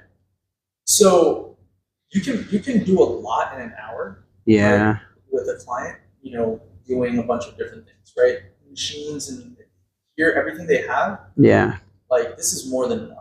I've trained clients with nothing but a stability ball, resistance bands, TRX, and their own body weight. Yeah. Right. Which for some people that works, but a lot of them it doesn't. You know what I'm saying? It depends on the intensity. Okay. Right? Yeah, so that's fair. If you progress them. It also depends on the goal, though. Yeah. Yeah. Well, I mean, obviously, if you want to look like a bodybuilder, you're not gonna. Way to go. Yeah. Right? High volume and machine work. Is yeah. Way to go. Unless they're willing to push it to CrossFit level, yeah. I'm going to strength. I'm not even doing bodybuilding. I'm being so real. The goal, of course, is to build mass, but the main goal is strength. You know what I'm saying? That's why all my reps are super slow and controlled, and then I hold it at the peak and everything. Yeah, I mean, if you get strength, you're gonna get muscle. Yeah. Yeah. So like I said, I It's just not as aesthetic, you know. well, here's the thing. The thing about here is don't look at it as what can I have fun with. Look at it as this has everything I need, and right now I Yeah. want to make the most. I want to be able to put the most money in my pocket. Yeah. If you work at a private gym or a public gym, you're gonna pocket part of that, right? Part of the Yeah. money, right. I may be getting 26 an hour, but sessions are at least like $100 Yeah. per session. That's Right. so much. So Yeah. imagine. I would not want to make someone pay $100 a session. So well, I mean, here's the thing. You know what you're worth. If what you think. If you Well, even think then, your I don't- knowledge is worth. Dude, even then, no matter how much knowledge you have, $100 is so much, you know. I would say actually, most people are willing to pay 100 because they know that if professionals asking for 100, then they're probably good. That's insane, though. We charge, dude. My talk about no place, we charge like $300 a month. Yeah. Okay, that's I mean, insane, dude. Yeah, like I said, know your worth. That's because broken. At the same time, you need to be. Of course, but I know my worth, and it's like 20 an hour. You know what I'm saying? You should at least be looking for, if you're gonna do it like by yourself, like Yeah. 50 minutes. Nah, that's crazy, man. Just Because it that's adds cheap. up, man. That's cheap. Yeah, but I would never want that on anyone. Yeah. Hey, man, what's up? I would never want that on anyone. I would not want that on myself. You know what I'm saying? Yeah, but it's your business. Yeah, but I'm also a human. You know what I'm saying? Yeah, but like I said, you got to be able to have sustainability. Yeah. Right. At the end of the day, you could want to help out, somebody, get a good training session for cheap. Yeah. But how long is that going to Just be sustainable. Right. I just don't want to. I don't want to scam other people out of their money in order to make my own. You know what I'm saying? So if you're giving them quality sessions, I know, then but like it's- 100. Come on, you wouldn't pay that. Well, No. I wouldn't pay that because I don't Of have course, no, But- none. But the thing is, no one does. It's a thing, Yeah. and like, Well, see, here's the thing. Like- Most of my clients pay that much, and they renew. They renew every single time God, it's insane. because they got the results. 100 a session, Oh yeah, and they do like what, 2 sessions, maybe 3 sessions a week. 2 to 3, Oh my 45 God. minutes. 45 minutes. But here's the thing: people will pay that if they see the results. If they Yeah. don't see results, Yeah, and they're like just wasting their time, Yeah. they're gonna like leave, right? If they're not Yeah. motivated, if they're not serious, they're gonna leave. Like I yeah, said, most of my clients, I've gotten them to like do a complete 180. yeah. And so because of that, they're like, holy shit, this works. works. It's I don't have to like do any Yeah, but do crash you think diets or anything. Do you think you're worth $100 an hour or a session? Sorry, Yeah, really? 100%. Insane. Because for one, 100. I have a degree, I have a master's. Yeah, but My knowledge base is huge. So if they're coming in, for example, if they came in with an injury, yeah, I help out with that. So course. they're getting free PT, right? In fact, I should be asking them to pay more because if they come in with injury, I can get them out of it. Right? That's crazy, how much bro. How much does a physical therapy session cost? a lot, and it's honestly, I've not heard great things ever from them. But you get it's a lot of money. It's a lot of money and not a high success rate, So from what for I hear. example, with me, Yeah, like with my clients, every single time they come in with some sort of pain, some sort of yeah, thing, I'm like, all right, let's do this, this, and that right before the session. yep. When they're ready to train, they're Yeah. like, dude, it's gone. Like shoulder Having injury, pain, it's gone. like a shoulder injury. Yeah, or like a shoulder injury, I'll rehab them back Yeah, while they get their session. yeah. So I mean, that's the thing, man. there's a lot of value. What I found is that every time I ever have an injury in the gym, Yeah. I just work out and it's gone. I don't know. That's weird for See, me. So that's the thing. In my case, for me, yeah, 100 is good because not only are they getting quality personal training, Yeah, because of all my credentials, Yeah. and just how much knowledge I have. in yeah. exercise So they're paying for the science. knowledge. But on top of that, Yeah. they're getting a free physical therapy Free PT if session, they're yeah. injured. I've had clients that have had sprains, got them Yeah. out of that. I've had clients that had rotator cuff issues, got them out of that. I've had clients that came in already with some knee issues. Now Yeah, I got them squatting like 200 pounds, Yeah. right? Easy within a span of like 3-4 months. I'd be charging maybe half that. You know what I'm saying? Even if I'm Well, half that, super it's like high, you know what I'm 50 saying? bucks, right? Yeah, but like, I don't know, man. That's so much. Because You know? think about that, right? Think about that. 100, right? Yeah. 100 times. Well, here's the way you can think about it. your population, you're not going to be training people who have no money. People who have Of no course. money typically go to places Sure. like Planet Fitness or Gold's Yeah. Gym without a trainer. But like, People think who are about it, looking for right? But think about it, trainers- right? Say you're paying 3 sessions a week, right? Yeah. That's 300 a week. 300 times 4, what is that? 3, 6, 9, 12? Oh yeah. 1,200, bro. Yeah. Dude, 1,200 is like rent in most places, all right? That's like month's rent. Yeah. That's insane. But the type of clients you Shit, get, dude. so the people who typically look for personal training are people that have money. No. For example, you're never going to look for a personal trainer, right? No, because I am my personal trainer, bro. Yeah. Have that, you don't have that, right? And you do your own thing. Yeah. Most people who don't have that, like for example, I would have loved to have a personal trainer. I Really? get my personal training from like my colleagues, right? Yeah. I get free personal training now that I have colleagues that Yeah. have knowledge in exercise science. But back when I was like training myself, I would have loved a personal trainer, not Yeah. because they're going to add anything new to my workout, but because you get that drive, you get that push. Yeah. Things that But at that people- point, you just need a training buddy, bro. You know what I'm saying? training buddies. So if you have a trainer, so for example, I'll train with a friend. It's Yeah. not the same as training with a colleague. Why not? Because the colleague is just as competitive as you are. Is just as driven. Sure. and is Your friends aren't willing like to push. that? So most people who are common, like Yeah. most general populations, and you'll see this if you start training people, Uh-huh. they're only ever giving you 60%. They What? think they're giving you 100%. Oh, because they never pushed far enough. They don't know what that feels like. Oh, Most people don't know what that feels like. I understand. And Yeah. even you yourself, you think you're only human. You think you're going 100%. You're probably going 80. No, I definitely pushed to failure. Yeah. So the benefit you have is that you train already and you have that drive. Well, because I've gotten there. I was there before. Yeah, that makes sense. So you have that benefit. So from a general population that only pushes themselves at 60, you're probably pushing 80. But if you have someone that's also that knows training, Yeah. that also has that same drive as you, Yeah. then you'll know what 100% feels like. Because I can guarantee you, even me, like Yeah. I have trouble getting to 100%. Why's I that? think I'm pushing Why is that?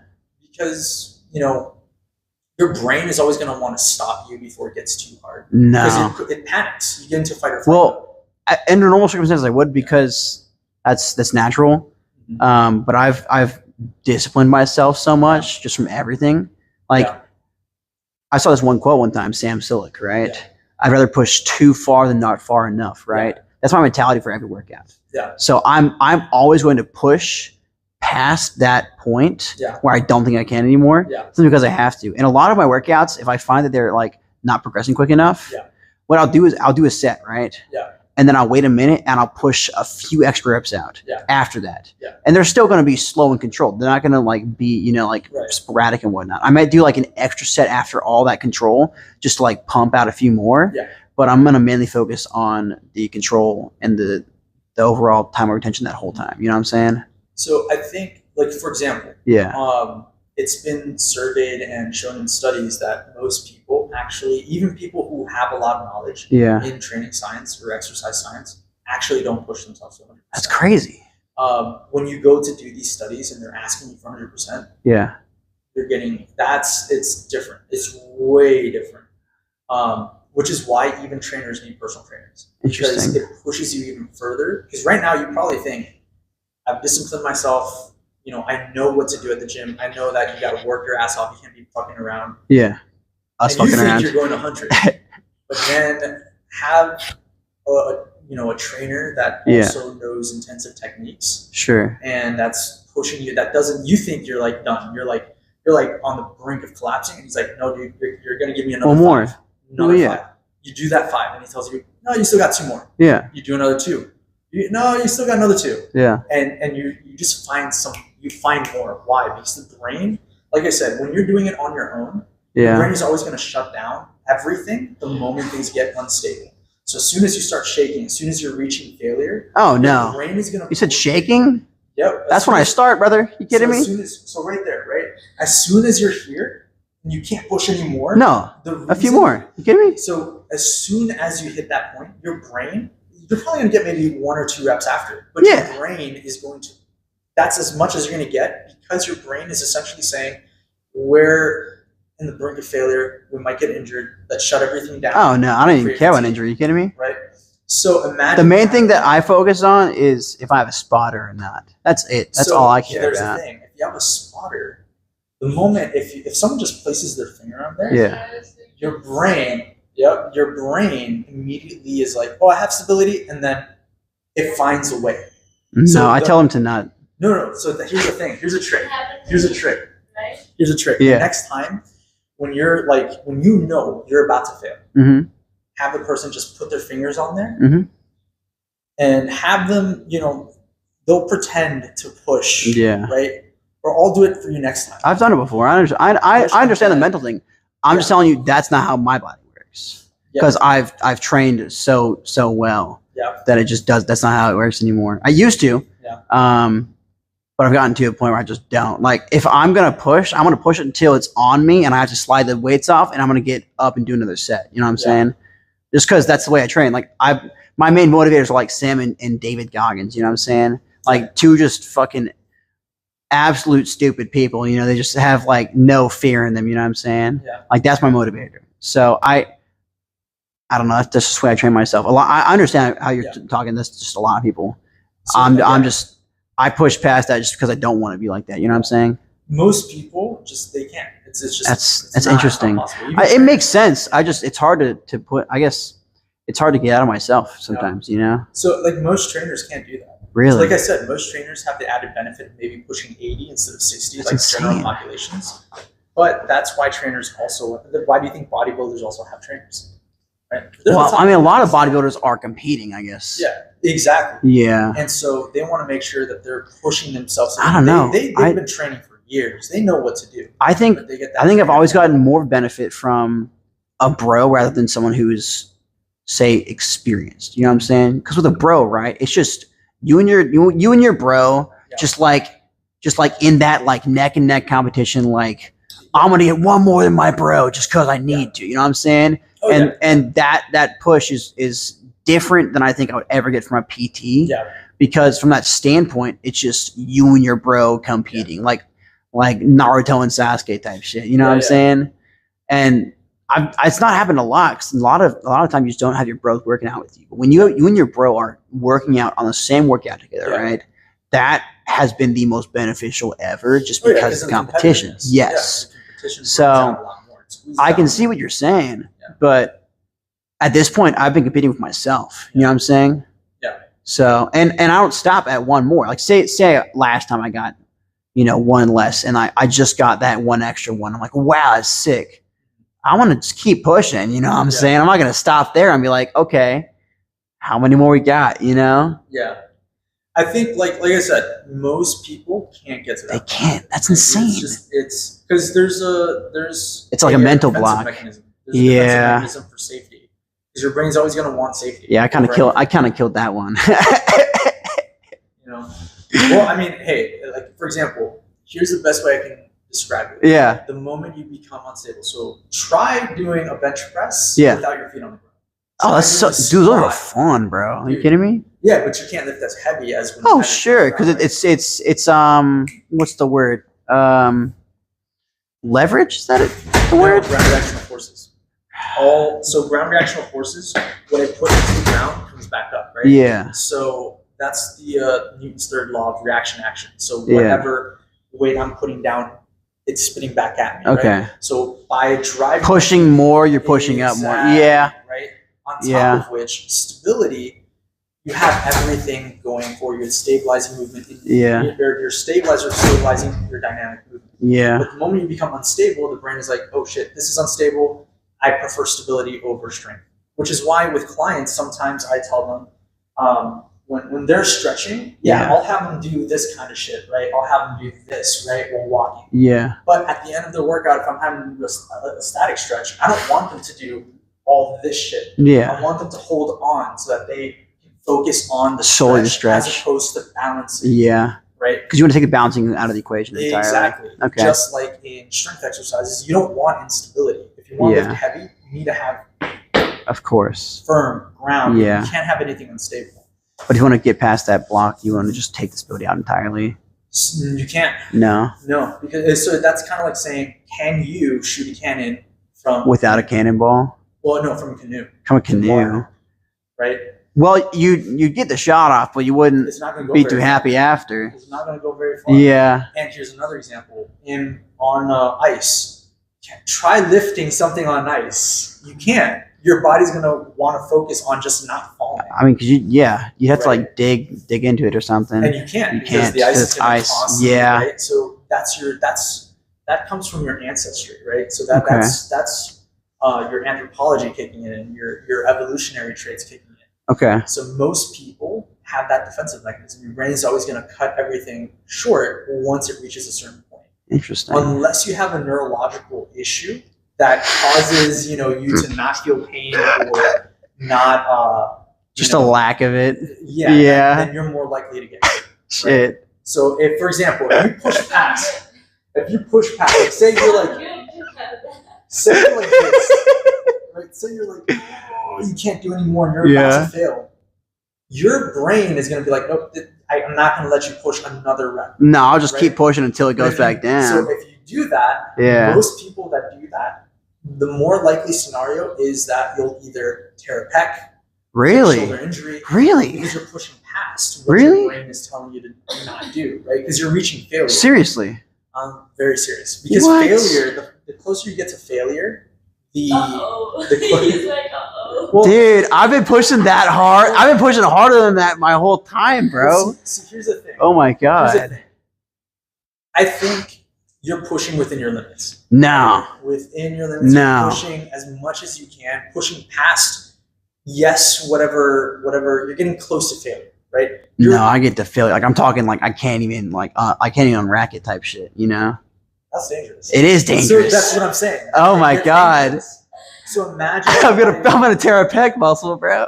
Well, see, so either that or it's gonna come crashing. So, like, for example, that guy over Yeah. there. You just remember that guy when he was lifting, and the guy was like, "No, you got one more," and he clearly did not have. And then he freaking He got dropped hurt. it on his chest, Yeah, because right? I mean they were spotting him at all either. So that's the thing. The brain, as soon as he got there, he was able to do one, and then the second half, he should have racked it. Yeah. His brain shut everything down. Yeah.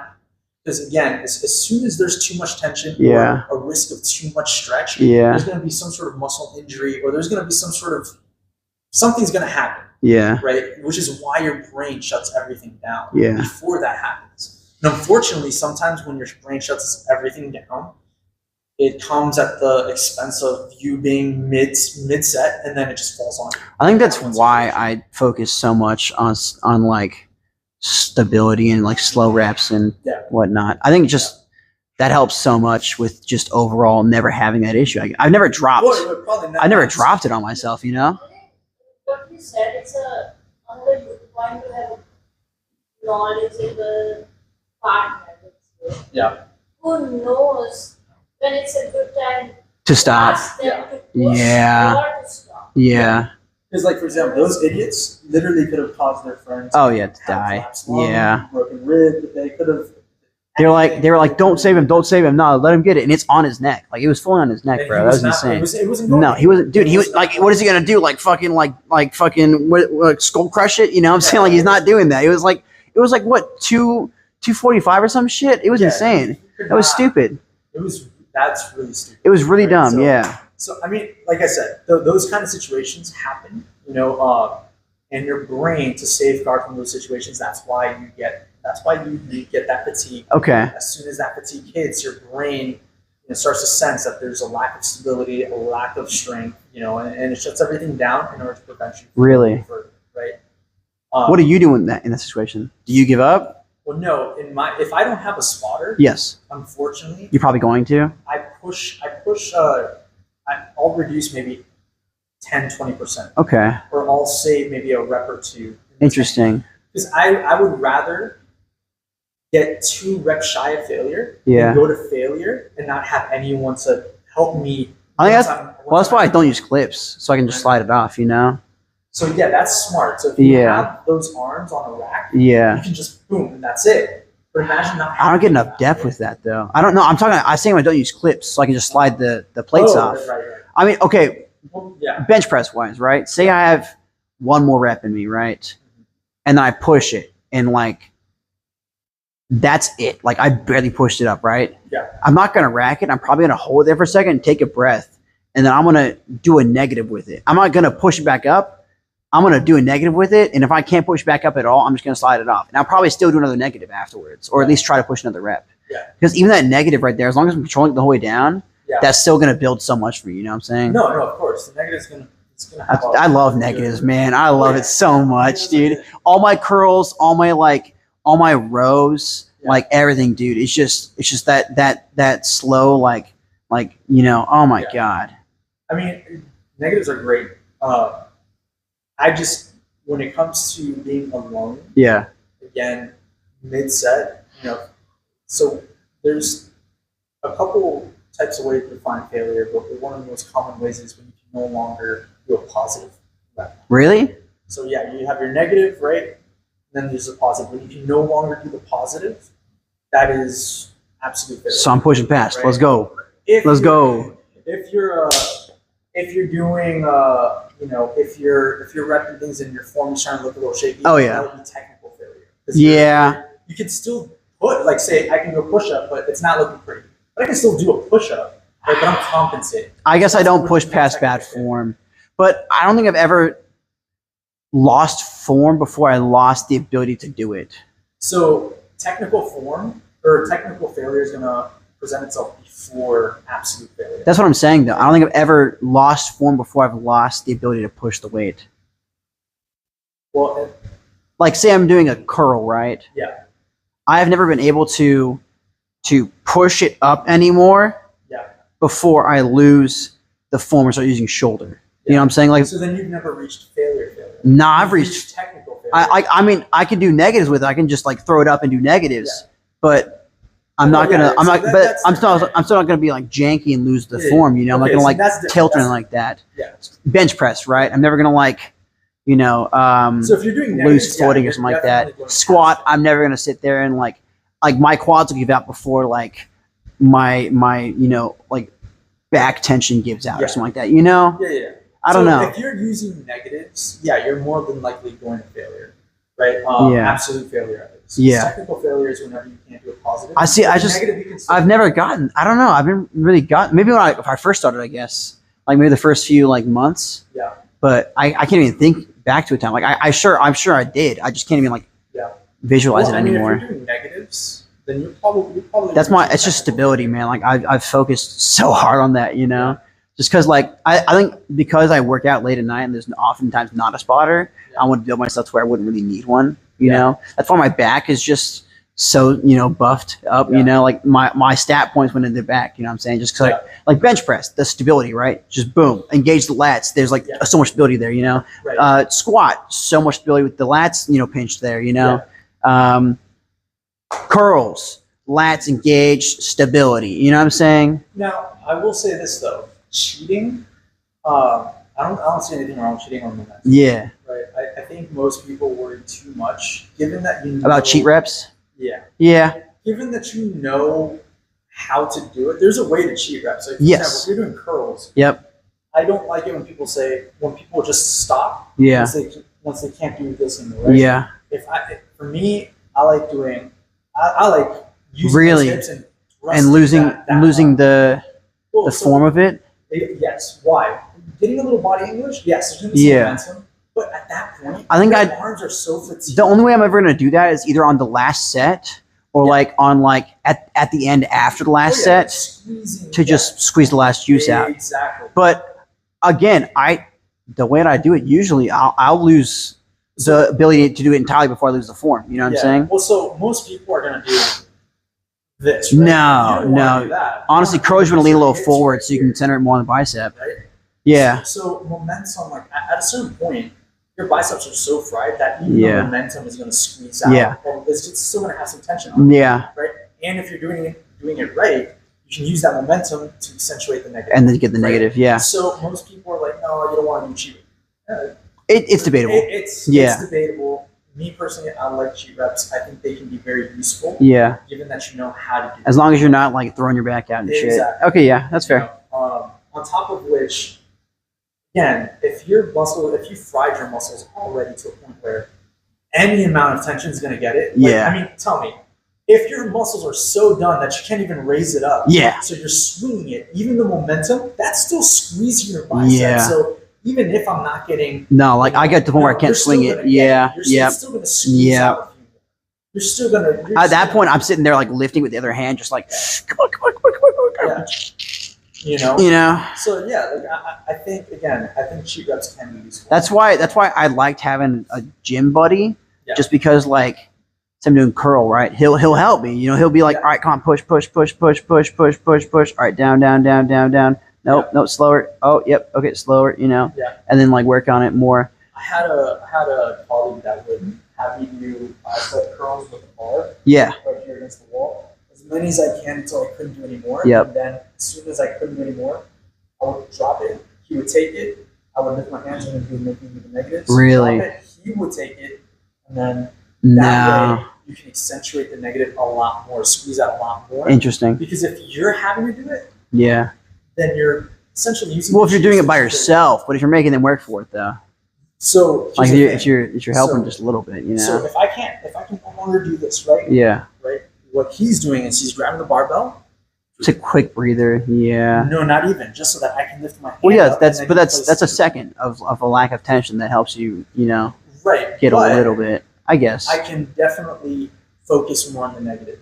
Yeah. It's so. Here's the argument when it comes to negative training. Yeah. Is that most people, when they think they're doing negatives, they aren't actually doing negatives. Yeah. For you to actually do negatives, me having to do this and then slow it down, that's not a negative. Yeah. Right? Or that's not negative training principles. Right? Yeah. That's just you accentuating the negative phase of It is a negative, but it's not the negative training. Exactly. Okay, So yeah. this negative training, I believe, if I'm not mistaken. It's pushing past getting a quick little like extra cheat rep and then fully focusing on Not the even. You can't use cheat reps. Really? You're fully like starting at the top and then just going down. Exactly. Okay. That's what it is. And the eccentric part of the movement is going to be, I think, triple, if not, it's twice or triple. Triple the amount of, you have to triple the amount of strength that you have on the negative than you do on the concentric. That makes sense, on the yeah. Positive. Yeah. So imagine me doing the positive and then doing the negative. I'm essentially taking out the energy that I could use on the negative Yeah. on the concentric part or on the positive part. Yeah. That's what's comfortable. Yeah. What's time efficient. Right? Yeah. So, for example, like I don't know if you've ever heard of the Colorado experiment with nodulus. So, nodulus again, that has been debunked, but the principles they're good. Okay. Right? So they used to have these nodulus machines that fully took into account the negatives only. Okay. So the machine was designed so that you can only work the Negative. negatives. Interesting. Exactly. Right. Which most machines here you can't do that. Yeah. Right? So these machines were designed specific for that. So that is negative training or eccentric training. Okay. Right?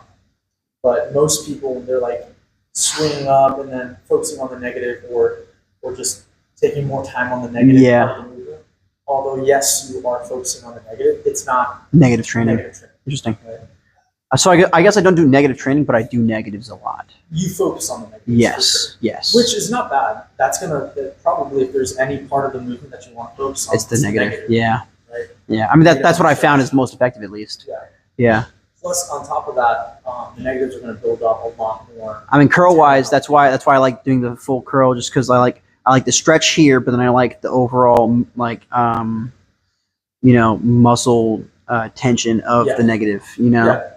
Well, on top of that, the negative is probably going to help, with tendon health. Yeah. Tissue health, Yeah. Right. A lot of rehab uses eccentric training to help out with tendons, which is probably why you don't easily get that injured. Yeah. When you slow down the movement, it's essentially helping out the tendon, because you've heard a lot of bodybuilders get tears. Oh, why is that? Because God. their muscles are getting more Dude. developed and their tendons and ligaments are falling behind. Yeah. Right?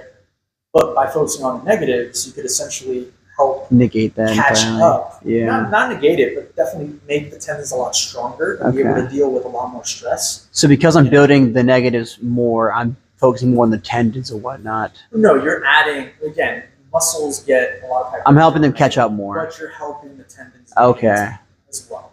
Right? You're Okay. helping, As more than I would be as opposed to not doing the negatives. just more than Okay. you would be without, So like long term more beneficial. yeah. Gotcha. Eccentrics are probably better for longevity too. Like if you're slowing down the movement, taking care of the movement on the negative, Yeah. not only are you taking care of the longevity, the health of your joints, but you're also getting the benefits of obviously muscle mass, right? Yep. On top of which, say you're someone who is not very mobile. Oh I find god. that stretching waste of time. But that's not Well, to say that I it wouldn't use depends. it. So here's the thing. It depends. That's not to say I wouldn't use stretching. Yeah. There's certainly times where I would. After, not before. Not even. Before is stretching wise. Before, if you stretch before workout, is just to try to prevent injury. But after, it's when it's So- warm, it's solely to build flexibility. So here's the thing.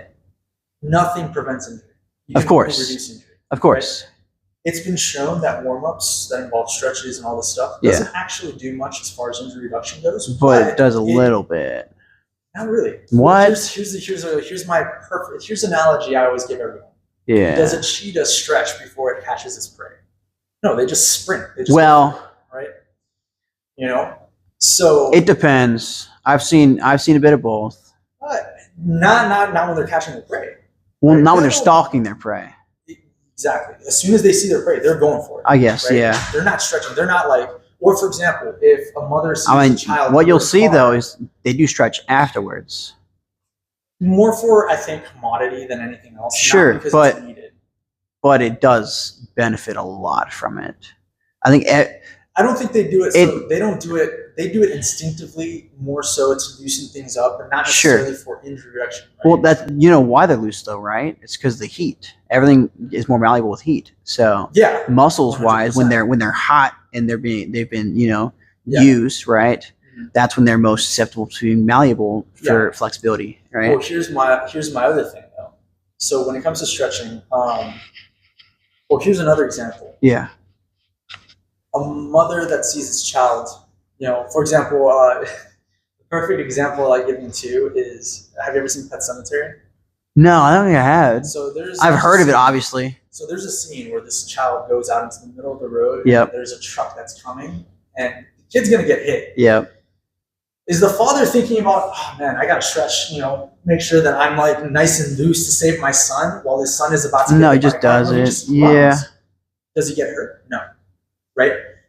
Getting hurt is more so a lack of conditioning of the muscles, Yeah. more so than a lack of you stretching. Of course. Now, here's the other thing though. Stretching under load has been proven to actually do more benefits to your flexibility and mobility than just simple stretching. Yeah. Which is It's why I because it's wouldn't do- warm. Which is why I wouldn't do stretching. Yeah. On top of which, the stretching is inherently already part of every movement you do. Sure. So I could do, for my biceps, I could do these all day, right? It may feel good, but that's all it is. What are It's those? I'm just feeling good, What are those? So try it here. Thumbs out. What? Do thumbs out. Put your thumbs down. All right, hold back your arms. And you should feel your bicep stretch. I feel more of like my tricep stretching. No, that would be your tension. That'd be tension on the triceps. So, for example, I don't feel any stretch in my bicep. I'm be so real. you could be also a fighter, so you have. Oh, So most people here, they're gonna feel the stretch. really? Yeah. But Interesting. people who are fighters, they have so much mobility all over Yeah. that it's pretty hard to make them feel it, right? So, Okay. but I'm sure I feel it at some point. You know. Well, so another way you could feel it is just by doing this right here, right? Right here, you could probably feel Yeah. more so your biceps. So if you do that, Like what? Like so try grabbing hands, palms down. All right. Get a little bit closer. Bring your hands in a little bit more. Right there. Pull up your chest. Walk yourself out a little bit. All right. How does that feel? you said bicep? Yeah. Step out a little bit more. All right. Now pull up your chest. How's that feel? It's all shoulder. All shoulder. All shoulder. What about here? Feels good though. Not really. Right here. Yeah. It's might have to play with the angle a little bit. it's like here and then like here, like trapping like front of shoulder. How do you stretch a bicep? So biceps actually. Try this You can try that one too. Which one? So that's where you do this one right here, right? Yeah, like go. I don't know, man. The most stretch I've ever gotten was from like a preacher curl, you know. Yeah. Down. And then Yeah. So same concept though, yeah, right? So how you stretch a muscle is doing the opposite of its function. So if my biceps do shoulder flexion and elbow flexion Then go and backwards. supinate, so then you want to be so they supinate, Yep. flex the elbow, So then and go the flex the opposite shoulder. way and go this Exactly. way. So you want to pronate the arm, straighten out the arm, and go into extension. So right here, this is where I should feel it, right? The bicep. The bicep. So right here, I want to pull up, right? Now again, it depends on how much mobility you have, right? Doing it her way you might actually feel it. Even It's more. all shoulder. It's all shoulder. Try it It's her way. all shoulder, brother. Try it her way. Right, thumbs down, Okay. and then just open up your ball. So thumb down, and then do what? Up. Thumb up here. There. Open up. Nope. Nothing. Try Nothing. stepping forward with your opposite foot. Or Opposite foot, yeah. opposite foot. How's that? It's just not bicep. It's like Also shoulder, front Try down. It's to pull shoulder. it. Try to like pull your body. How about that? You Yeah. either have the most No, flexible he's compensates a little bit with the pronating. He's shoulder. pronating. I don't know. Please. What should I do with it? Move me. Walk. So grab it and Yep. try to pull it. So go I'm- forward I'm now. pulling. So walk out. Walk out. How it now? It's just not stretching the bicep. Okay, you're weird. Well, you might just have a lot of flexibility in the yeah. biceps. I don't know, man. So here's the Do other you thing. feel it here? I feel it here. I feel it here, and I feel it like on the tricep, like right here. So I would say this much: if you're feeling in those areas, Maybe like those right are here a little bit. probably- So those are probably. So here's another thing I tell people. Yeah. Whenever you do a stretch, that's most common. So that is a bicep stretch. That's a bicep stretch. All Really? those are bicep stretches. But if you can't feel it there, but you're feeling it somewhere else, more than likely your body is responding to where it needs it. Really? Yeah. So I just don't need any of my bicep. You Let's probably go. need a little bit more. Oh, my shoulders are fucked. You kidding Right. me? So that's probably. I what's gonna purposely fight. do rotator exercises to like open them up, Mhm. just because like if I okay Here's- before yeah. when I was doing any shoulder exercise, I would Yeah. always fuck it up like so bad. Like Yeah. my shoulders always getting hurt. It's like crackle, crackle, pop, pop, pop. You know what I'm saying? Yeah. But since I started doing like the rotator exercises and like the opening just of them Yeah. all, ever since then It's- I've it's not no shoulder injuries. It might like Here's the crackle other and pop a thing, little bit, but like isn't hurt. You know. Yeah. Have a good night. Here's the other thing, though.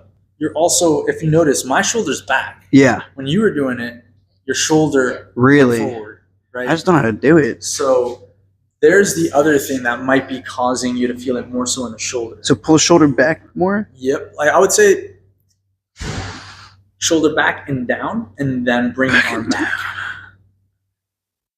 And now from there, turn a little bit this way. Oh my How's that feel? What are you feeling now? Right here. Still in that spot? And like right here, and then like back here. Yeah. And that's probably the areas that you probably Just where I need it. Okay, Because interesting. again, your body's going to tell you a lot. And Yeah, a stretch, even though that is, like if you read in any book. that's crazy. I don't think I can do all So, that. Ow. I can, if I want right now, What the fuck? here I can feel this. Yeah. Now if I wanna feel this, I can't go that far. um, I can't do that, bruh. Yeah, what? I can feel this. Yeah. So again, it could be the position. So you're doing You thumb do up? have to- You're doing thumb up, you said? Thumb Yeah, down. so thumb up, this I can feel. That's what here. stretched the Shoulder. bicep? Oh, that's what stretched shoulder. But I still feel somewhere here. Do but you? Now I'm doing this. And now you feel it more so here. Yes. I don't know. I always feel like when I'm doing Now curl, like I right feel here is where I here. feel the stretch, you know? I don't know. You remember, so we were doing, I was doing bench press, Mhm. and I was not feeling chest. Not feeling chest. It's disconnection. She always What? feels Yeah. her What's your arms. angle? No, she always feels her arms. Yeah. We worked with her angle Everything. too. Oh, arms feel first? We changed the position. We did everything. Yeah. Couldn't feel anything. Yeah. We also tried flies. Interesting. But flies not here. Flies? I felt in this angle. Yeah, the higher. At this Really? angle. So we changed it to cable. Yeah. And then I felt it. Interesting. So sometimes you have to change. So sometimes depending on so that's why I also say like depending on the person's anthropometry, Yeah. exercises will change, right? For example, in her case, when she was doing flies on the bench, I Yeah. had her do some flies. She didn't feel it Really? until I told her, well, maybe go a little bit higher, right? Or let's play with your angle. We Okay. played with the angle. She finally felt it, but where she wasn't feasible for us to do it safely on the bench. So Of I had to course, do it on because the like, cable. I mean, dude, Now, if flies are so dangerous in general. But then, like, imagine it's up here. It's like less stability and it's more shoulder. That's Right. just so much. so I would we not want to do switched- that personally. Yeah, so we switched it to the cable machine. Okay. Again, Cable's more stable. Yeah. So that actually, again, if you know how everything works as far as vectors go, as Yeah. far as what we're working, as far as the angle, the position, everything, you can essentially replace that exercise, right? But going back to the other thing, I don't really need to do, static stretches. We know Yeah. that stretching under load is going to produce a lot more Because physiological it's hotter. changes. Yeah. Because it's Well, heat. because it's being loaded, and Yeah. if you look at, so there was a study done on quail birds where Yeah. they stretched, it's very unethical, but they stretched birds out for hours. Okay. Not only obviously that they have a lot of mobility, but they Yeah. also grew in size. Yeah. Why? Because that stretch under load produced micro tears and Yep. also lengthened Yep. That's that what- muscle. This one sport, I don't know what he was, but like he maybe a professional basketball player or something. Mm-hmm. He did training specifically for those things. Apparently it was super dangerous. Yeah. And like he probably like hurt himself so much, like the amount of pain. But like he grew like in size. Yeah. Like, which is insane. So there's a way to do it, obviously. Yeah. Stretching under load, you do stretching under load all the time. So Of if I'm course. doing bicep curls, if I just focus on, I remember, I used to not have a lot of mobility. Yeah. The moment I started focusing on the negative, Yep. Negatives. I Beautiful. didn't do any stretches. Yeah. The negatives opened me up. Yeah. So you don't, and plus the negative under that load, if I just focused on the exercise itself, What are your thoughts on dead hangs that then? negative is a stretch. Dead hang would work Yeah. because you're loaded under gravity. Yeah. That's different. For example, if I'm doing a pec fly, right? Yeah. I'm right here. Doing this right here, Which is a great stretch right it's there. gonna stretch. Oh, and yeah. I'm loaded under stretch. Yep. That's Right? why those pec fly machines are like this instead. Right. So you can adjust it, start yeah. there and then end Yeah. at the stretch. Yeah. So here's my thing. Why would I ever need to do stretches when I can do exercise that specifically focus on the stretch or just focus on the negative where I get most of those? I guess it depends on your goals benefits? though, because not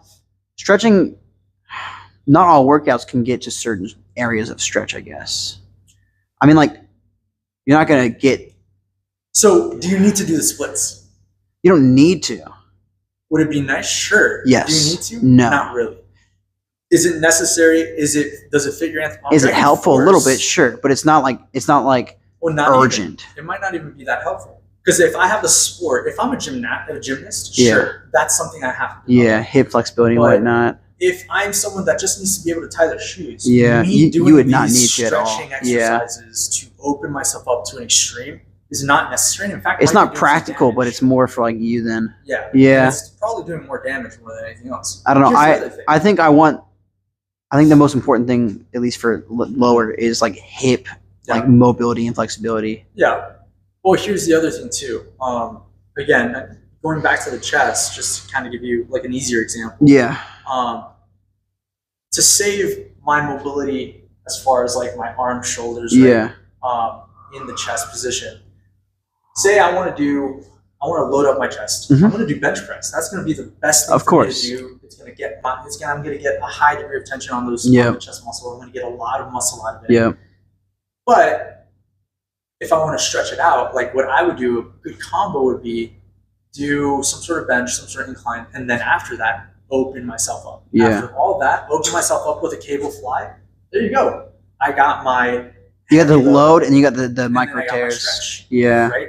So why would I need to stretch if, say I'm doing a bench press, normally people would say, Well, it's because oh, you're doing I something that stretch. involves a stretch, I guess. Yeah. Yeah, so Yeah. I want to stretch because I did bench press, right? But what I'm if you doing all the didn't do certain workouts that involve stretches in certain areas, right? Like say you did a chest day, but you still want to stretch your legs. You know what I'm saying? So at that point, you're stretching just for feeling good. Because Really? the stretch isn't really going to do anything. It's temporary. A Interesting. static stretch is always going to be temporary unless you load it. If it's loaded, that's going to produce some physiological changes. I guess. But if it's static, all you're really doing is shutting down. So you don't think that, like, say you did a full leg day and just sitting there and stretching for like 5 minutes afterwards, you don't think that's beneficial at all? I'm going to feel good. It may help with soreness the next day. Really? But like I said, as far as mobility or flexibility goes, I get all that if I'm doing full range of motion. Sure, but For example, yes. say I'm doing a squat. Yes, squat. Right? I'm doing a squat, loading on my quads. Yep. Quads are screaming by this point. Yep. Right? They're on fire. Right. I break it up, do something upper body to give my legs a rest. Sure. What would be a great stretch for my quads at that point? Well, it's not warm anymore, though. Well, it's still warm, right? Because your legs are still pumped with blood, right? Yeah. It's just not. It's not as warm. Yeah. So what can I do instead? Right here. Sure. Right? If I keep myself up, that trailing leg, as long as it's not too close to my hip, Sure. if it's past my hip or at my hip, I'm getting a stretch under Yeah. load on that trailing leg. So I'm gonna call. What's up? Right. Hold on.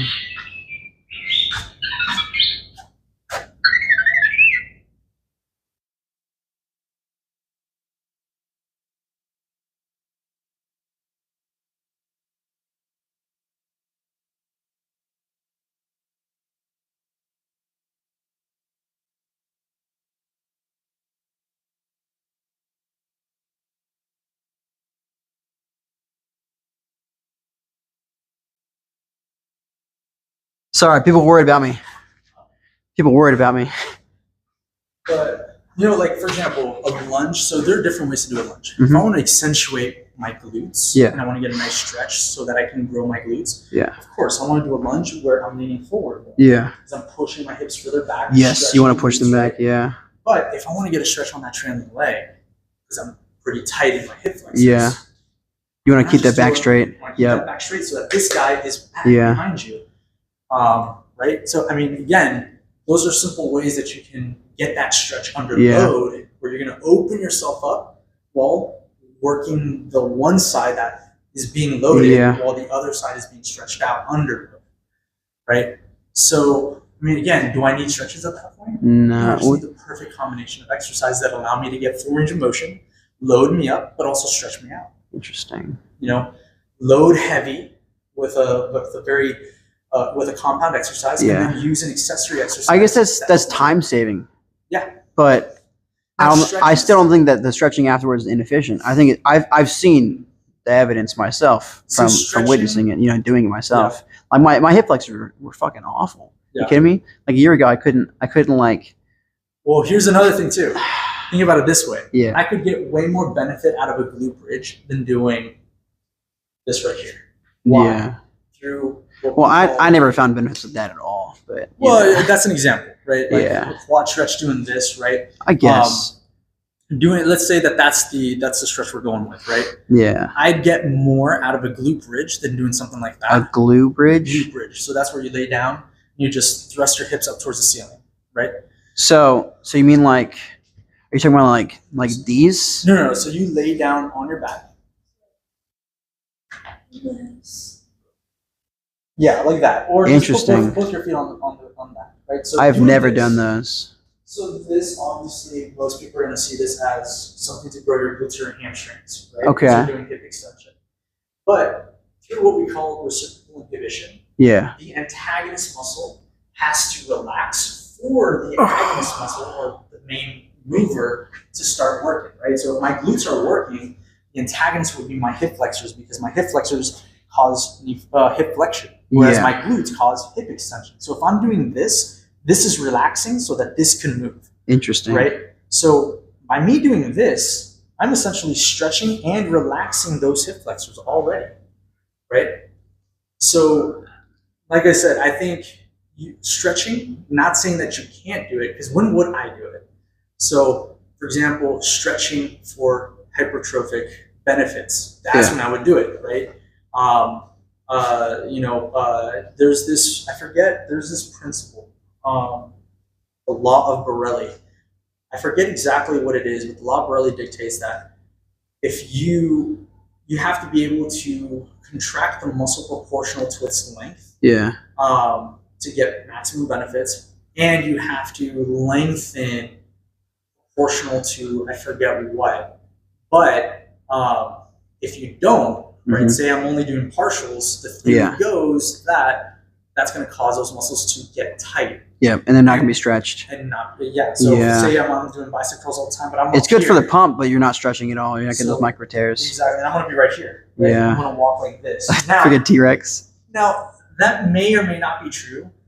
The way I would justify it is that your brain is saying, hey, you don't go at this range, so I don't need that. So let me build some collagen so that way you don't go this far. Yeah. So now this is how we get this effect, right? It's not that you're not auto-regulating your muscles into a nice stretch position, right? Of course. But it's more so that your brain has noticed that you don't use a specific range of motion. So why use it? So why use it? Exactly. So that's what the law of Borelli dictates, right? Okay. So what would I do in that case? So if I'm using machines that don't allow me to get a nice stretch, then at that point, if I'm doing partials, I'll do the stretch. Yeah. If I'm doing just so you don't get stuck. To get that added benefit. Yeah. Right? Because think of it this way: if I get a nice pump, what's happening? Those fibers are all knotted. Not knotted. It's like getting your hair tangled. So not really. It's more so like these are the what are they called? No, filaments. Oh, what is it? Myofilaments? Yeah, these are the myofilaments. What they do when you contract, they do this to bring the muscle closer. Yeah, right? It's contracting. I mean, you're putting under pressure, so it's contracting. Exactly. Yeah. So this is what's happening. The pump, though, causes those muscles to congest so much that they're tight. Oh yeah, it's literally holding on for your life. Like whenever you do like a bench or a push or anything, your hands kind of like it can't like it hurts to do this. You know what I'm saying? You can't go back all the way because you've been stuck so much in that tension. So that's why you stretch like this, and you start pushing against it more. So what does that do? It's essentially your muscle is holding on, but you by stretching, you're essentially pulling it away. Causing it to stretch under intense heat, which will lengthen it, and possibly cause more blood flow and cause more hypertrophic benefits to the muscle. Yeah. So if I'm doing partials, those are getting then you're going to stretch more. Stretch at that point. But if you're already stretching during the workout, then you wouldn't want to. Why would I? So if I'm doing full range of motion, though, what would I do? But say you got full ROM, right, and you did the whole stretch, right? Isometrics, right after. Isometrics. Word. Static hold. So, for example, if I'm doing a bench press. Lot of words. So, for example, if I'm doing a bench press, a chest exercise. Yes. And I'm doing full range of motion. Yep. Right. I'm here. You got the full stretch down, back up, down, up. Perfect. Great. Now what? What I do? I'll get into a prayer position and push as hard as I can to really activate those pecs, really squeeze them together. Okay. Squeeze out every last bit I got. Okay. Right. Or do something that doesn't allow me to get a rep in, but it allows me to contract those muscles, right? Okay. That's what I would do. If I'm doing full range of motion, I'll do a static hold after. Yeah. Because I don't need to stretch at that point. Yeah. But if I'm doing something that's like partial, there's added benefit if I stretch right after. Yes, because you didn't stretch during it. Tight. Yeah. So me pulling them apart might possibly create more tears. So like with deficit push-ups, that's more of a stretch. Exactly. Okay. Right. So again, not to say that I wouldn't use the stretch. Yeah. But why would I use the stretch for if you've already stretched? Yeah. Why would I use it for anything? Why would I use it for flexibility? A lot of the times I would just do the stretch if I'm still not feeling, if I'm feeling super tense still, even after it. Yeah. So that's just to make you relax more so than anything else. It's not going to add too much. And on top of which, but it still would make it more flexible a little bit. Temporary. Because you're essentially nulling what's it called? You are nulling the Golgi tendon. Yeah. And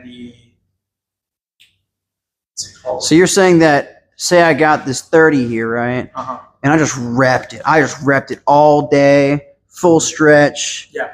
Full range of motion. Yep.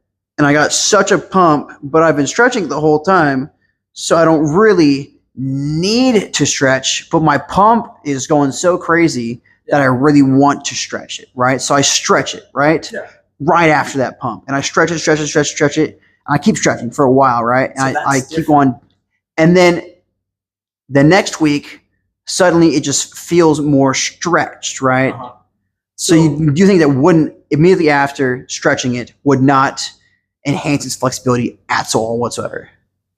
Not so. There is literature that talks about stretching being beneficial, but over a long period of time. So Okay. the stretching you do statically isn't really going to help all that much at that point. It's going to take Sure. a long time, and at that point, I'd rather do stretching under load because that's going to get to where I want to be with the stretching Interesting. done a long period of time. Because Shorter more rates. micro tears and whatnot. Well, because Okay. essentially you're creating. You're actually creating changes in the physiology. Like of you're the not just pulling it, you are like freaking You're- ripping yeah, it. Yes. Yeah, okay. You are changing the structure of the muscle. That's fair. Right? Yeah. So That makes it's sense. more so like this. What would I rather do? Would I rather be time efficient or would I rather be slow? Right? Stretching. If you have the time for it, though, you wouldn't at all. I could be doing better things. I Interesting. could probably do something else. Right? Interesting. I could probably do. I could get my stretching in. Later, Not At even home. later. in bed or something. Exactly. So this is. So here's another thing. Here's another thing. for stretching. But you wouldn't be as warm after all that, you know? So here's the other thing. Yeah. Stretching necessarily doesn't have warm. You know how you can get warm. So there's been studies and it makes Cardio. sense. Yes, it makes sense. So another, I don't know. Sometimes I'm like, yo, these nerds Are kind of pushing it. are way too late to the game. Yeah. And all you need to do is have common sense. Warmth is going to help out with hypertrophy. Why? Because you're sending more blood flow to the area, Yeah. right? So doing exercises and then doing something that increases your Blood body flow. temperature, the blood flow to that area is going to help, Yeah. right? What I will say as far as stretching goes is that all my clients, they know I don't like stretching. They Interesting. don't do stretching. We do finishers instead. What's that? So, for example, they finish their workout, I'll have them do like 100 ball slams, I'll have them push or drag a sled, I'll have them do anything Mobility. that gets their heart running and Yeah. that gets me to squeeze out every last bit of energy as Yeah. opposed to just stretching. Why? Because they could probably do that at home Yeah. when it's probably more beneficial. Why would I have them do it at home right before bed? Yeah. So here's the thing, stretching, although it may not help me for flexibility, I'll still use it. I'll tell them, stretch before bed. Why? Because stretching shuts things down, Yeah. brings down your It loosens you up. What's the problem with most people So who it can't helps sleep? with sleep quality. Exactly. What's the number one thing that people complain about when they can't sleep? They're too high. Their metabolism is high. They feel wide awake. They're achy. tense. Yeah. Right? If you stretch, You won't have that. You'll be Relax. loose. Yeah. right? If you take a bath, that warm the warm water is going to relax The those warmth, muscles. And yeah. more stretching or foam rolling is going to then relax those muscles, and then you're going to have better quality sleep, which is going to give you better recovery, which is going to be better for you in the long run. Yeah. So why would I stretch for flexibility when I could just stretch for recovery, right? Why, I already have the stretch if I focus on full range of motion. Now again, there are some moments, like I said, where I might want to use stretching to Yeah. enhance what I'm doing as far as muscle growth. But you're generally getting But the as far as stretch during your flexibility, workout. Yeah, as far as Interesting. flexibility, I don't need that. Okay. I'd rather do flexibility, not for the flexibility aspect, but more Just so for to loosen up and whatnot. to loosen up or to go to sleep Yeah. peacefully. Going to sleep is going to be the most important thing. You can train all day, but if you're not getting your sleep, You're not- nothing's getting repaired. Yeah. You're not using any. Not muscle, resting right? enough. So resting is super important. So if I stretch right before bed, I'm probably going to get a better night's sleep because I'm going to be less tense. It's one of the reasons why athletes don't actually stretch. Right before a game. Have you ever wondered why athletes are stretching an hour before the game? Just to loosen up. It's the nerves. It's not because they're trying to gain flexibility or for injury prevention. Yeah. Right? It's because if they're in fight or flight, they are nervous, right? Yeah. If I'm nervous, I'm using energy because I'm like fidgeting. That's why they're stretching. Tense. Yeah. Coaches, it's tradition. Yeah. You're just doing it because it's Traditional. a tradition. Yeah. It's something that helps them down regulate them for the time being, so that when they get to their competition, they're not tired Yeah. by that time. Yeah. Because imagine being tense all the time. Like, walking like this. This takes energy. You just That does squeezing, it, dude. Any kind of flex takes energy. You kidding me? Exactly. Like when I'm sitting here flexing the bicep, like I'm tensing it. And it's taking energy, and at some point I'm gonna lose breath just because I'm like tensing it so much. You know, Right, so like if a you double go to- bicep. You know, like yeah. a lat spread. Yeah, You if know, you're like going any to a kind of like competition, tense thing. It just you know compresses everything. You can't get as much air in and general your heart is racing. Yeah. Right. And so if because you're putting all the blood flow into there, right? well, Yeah. just because you're nervous, Yeah. everything is upregulated by that. So if you're right by the time your competition take starts, more energy. With anxiety exactly. rather than just physical. So stretching is more of a tradition. We do it because it's a peace of mind, not really because it really does anything. It's more so a peace of mind To loosen for you up. athletes, to loosen you up. Strategically, it can be very useful, but as far as like flexibility goes, you're better off just focusing on your full range of motion or on negatives. Full ROM. Yeah. You know, I don't know. I just don't stretch a whole lot during certain workouts. I mean, like Yeah. rows, right? The only time I'm stretching is at the beginning where I'm pulling it, Yeah. and at the end where I'm letting it go. You know. and so But during the whole set, you know, I'm keeping the tension the whole time. You know, I'm Right. never gonna fully let it go. You know. well, here's another thing. On the lat pull down, most people think Lat pull down. so lat pull down. So Okay. Most people. So if He's you talking about rows. I'm talking about No, yeah. cable rows. here's They're the another same example. thing. Here's another example. Yeah.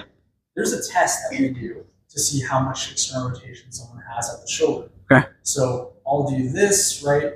You want to be there without having to bring your shoulder forward. Okay. And then seeing how much you can do this on the floor, right? Without and lower arching. back, right? Most people get here.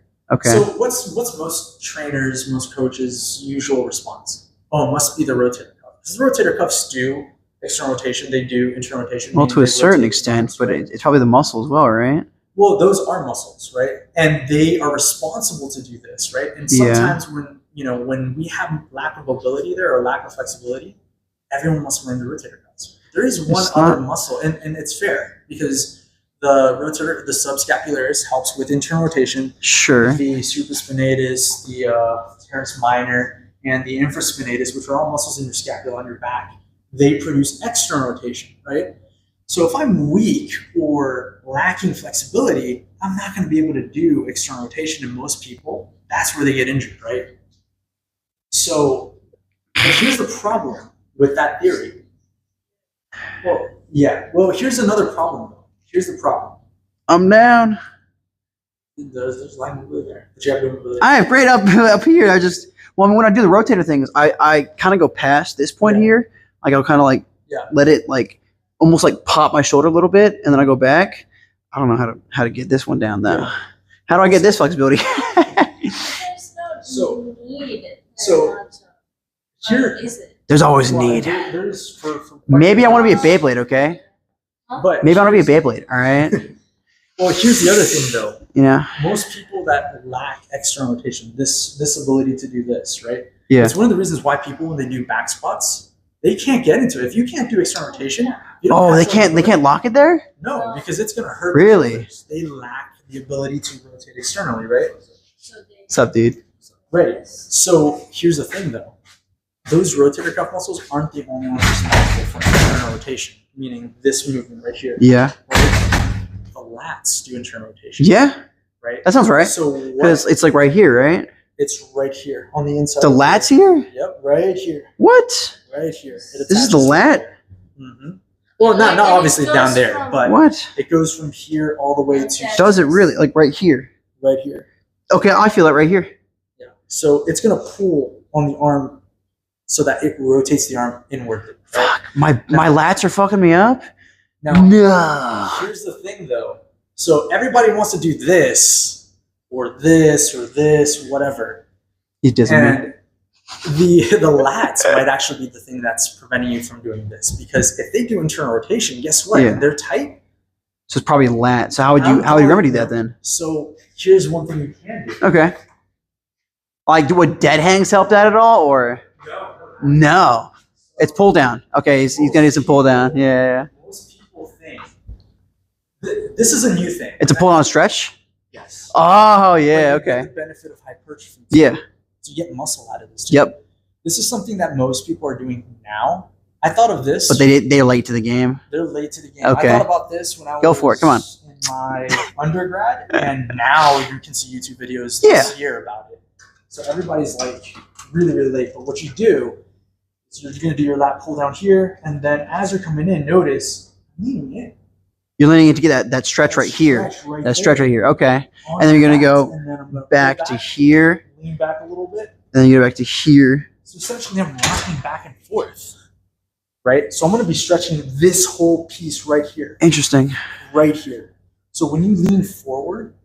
Bro just casually did 115 too. Huh? Bro just casually did 115 too. Oh, really? That was 115, bro.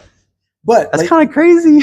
So the stretching though. No sweat. No sweat. All this right here. So if you try it right now, you'll feel it. And it's going to help with what?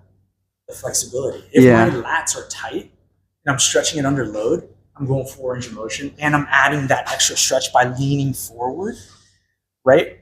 Which is causing my arms to go back and then the lats to be pulled apart. Then that's going to take care of my. But you wouldn't get any benefit from dead hangs. No, you can. Okay. Dead hangs are good. Dead hangs are. But great. it wouldn't solve this issue. Well, this gets a little bit more. Okay. If you compare this, because you're pushing back more instead of hanging here, you're going to get that extra. So what you're doing is right here, you're holding it right here, right? Yeah. So it's pulling you downward. That's great. But this one, the added benefit is that it's pulling you even further back. And So you're here. Pulling you forward. So do a regular lat pull down first. Right there. Now go back. Lean in slowly. Good, lean in. Hinge at your hips. So keep your chest nice and tall. Right there. Straighten out those arms. Right here. Do you feel it here? I don't know. Do it again. So the key thing here is to rock yourself back and forth, but hinge at your hips. Don't just crunch. Right. You want to keep yourself nice and straight, and then lean forward. You're not collapsing. You're leaning forward. Right. Interesting. Well, I think this is definitely hurting me. I'm on my tippy toes, but it could be that. Try it again. But again, don't collapse. I don't do lat pull downs. Okay, so I'm here, right?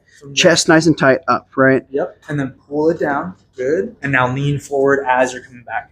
Just like that. Back, lean forward. Good.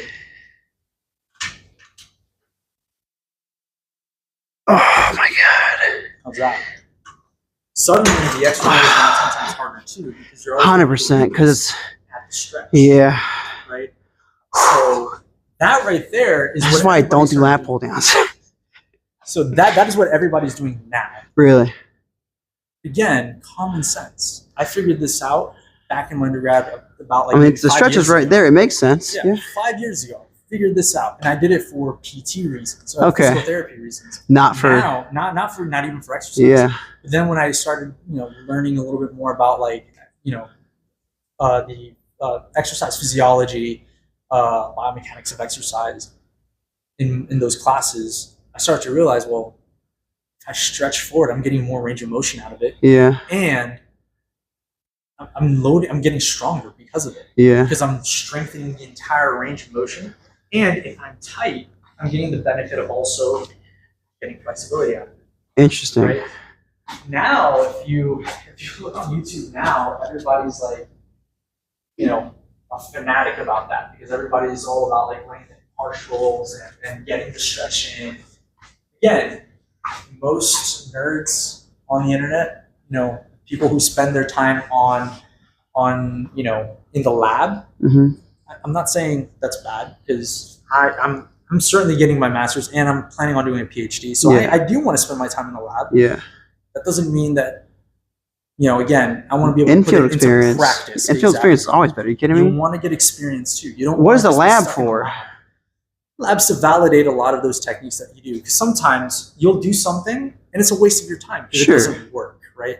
But again, there are some things that we do in the lab, or at least that colleagues do in the lab, where I'm like, a little bit of common sense. You could have probably spent that grant money on another study. Yeah. That probably is going to be more beneficial. Yeah. Right. So the lab helps what though? labs. Lab. Oh, the lab. So I mean, testing out theories, testing out certain types of methods or modalities. Seeing Testing out in what way though? Like what would it do? Like give you numbers and stats and whatnot, or what? Yeah, like data. Okay. It's going to give you data as far as, for example, if how much percent it's working a certain muscle group or whatnot. Or how much percentage of muscle did you grow because of a specific modality, right? That's why I was. Whether it's I've seen a few of those. I was seeing the rear delt exercise, right? And I mean, you can do a cable or you can do it with like a barbell, but like this dude, he was doing these, and it's like up here and then back down, and it. Are you talking about Ryan Humison? I don't know, but the stats he did, it was like 96% of the rear delt or something like that, which is insane. That's a crazy number. So exactly. So if you didn't do those kind of things, then he wouldn't have known. I would have been like, "What's this goofy dude doing?" Right. You know? Right. In fact, I'm pretty sure when people used to see me do that exercise when it wasn't known, they're like, what is this guy doing? He doesn't know how to do a lat pull. Right? Yeah. But like you were stretching and working under load as well. Exactly. So I mean, the lab is great for validating a lot of these theories, a lot of these modalities. Yeah, because like say you do it and you love it, but it's not efficient in terms of numbers, then you probably drop it. Yeah, if it's not statistically significant, then it's probably not doing you any favors. Yeah. You're just wasting your time. You could have been doing, like for example, if I'm doing like partials up here, that's a waste of my time. I could have just been doing partials down here. Yeah. Right. Yeah. And that's more of a stretch as well. Exactly. Yeah. So, again, common sense. Yeah. That's another thing. Everybody's talking about partials and how like, oh, this is the new thing. Juan Carlos Santana, I've been doing partials since like 10 years ago. It's not new. It's common sense. That's what I'm saying. Sometimes getting studies, seeing these modalities, whether they work or not, it's beneficial. But also at the same time, it's like, why'd you do all this effort for just some dumb shit that we can just like think of? Exactly. When you can just put the pieces together. It's like light switch turns on a light. Yeah. Boom. Yeah, exactly. But like, oh, maybe I want to, figure out the color. Yeah. Yeah. Okay. If I change the color of this base plate, is it still gonna work? You know? If I paint it over it, will it still work? Yeah. Like, if I paint the dumbbell blue, is it still a dumbbell? Probably. Thing, right? Blue. But see, those are the things, like that. That's what I'm saying. Like sometimes these lab nerds take way too long to validate certain things. But you can just use common sense. Yeah. Right. So again, that's another example of why I wouldn't use a stretch, because I'm getting everything I need right there. Right. If I can't do this because my lats or my rotator cuff is tight. Yeah. That's going to solve it. Yeah. Along with some mobility drills or strengthening of the rotator cuff. Yeah. With 4-inch motion, this is going to be fine. Right. Yeah. What is stretching going to do statically, other than maybe relax it, make you feel good because it's releasing some sort of endorphins, sending blood flow to that area? Other than that, because remember, all your hormones, all those neurotransmitters are being sent. It wouldn't do as much as it's under load because it's not ripping it like that. But essentially, if it's hot, it would still stretch it to a certain extent. Yeah. But it wouldn't be as beneficial as what you're saying, of course. It in terms of what you're saying, it would waste of time considering you could do it more efficiently and in less time, I guess. But now it isn't entirely useless for flexibility. It's just less efficient, way less efficient than simply just doing it during a heavy load. I get what you're saying. Now, here's the other thing though. Stretching, if I look at it from a connective tissue perspective, that entirely changes everything. We know that fascial tissues are what the fuck?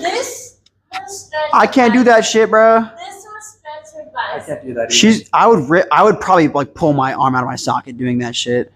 Yeah, have fun with that. How much do you weigh? Like 110, 120? The only calisthenic thing I can still do is these right here. 115. Yeah, I was right in the middle. You see that shit? I can't do that. That's insane. But no, how much do you weigh? Like what? I'm like 185 or so? Like 190? 180. Yeah. Dude, I'm so close on all these numbers, bro. Yeah. Nah, my buddy a few days ago, he was like, "Oh, you're this weight? How much weight do you think I am?" I was like, "Oh, 170." He's like, "Yeah, it's exactly 170." I'm like, "Let's go." I don't know. I used to not be able to tell at all, but I kind of been getting used to it. An idea. I would not want to do that with my weight or your weight. So, yeah. So I actually want to be able to do like calisthenic exercises at But that looked insane. that requires a lot of mobility, a lot of strength in the shoulders, and also a lot of coordination. If you don't have the coordination to do that, if you don't, I'm have sure the I could if I stability to do worked that. on it. I Yeah. just don't want to. You know. But no, I think it depends. Because I did that when I was young. Oh, so you're just doing it the whole time? Yeah. So Damn, I so knew she's how- used to it. like, She's I conditioned. just did it. Yeah. Here's the other thing. It's just like muscle memory at this point. Plus, I don't have that much muscle. Yeah. And It's not getting in the way. have, tennis player. I have good mobility Yeah. here and even overhead and hyperextension. That's insane.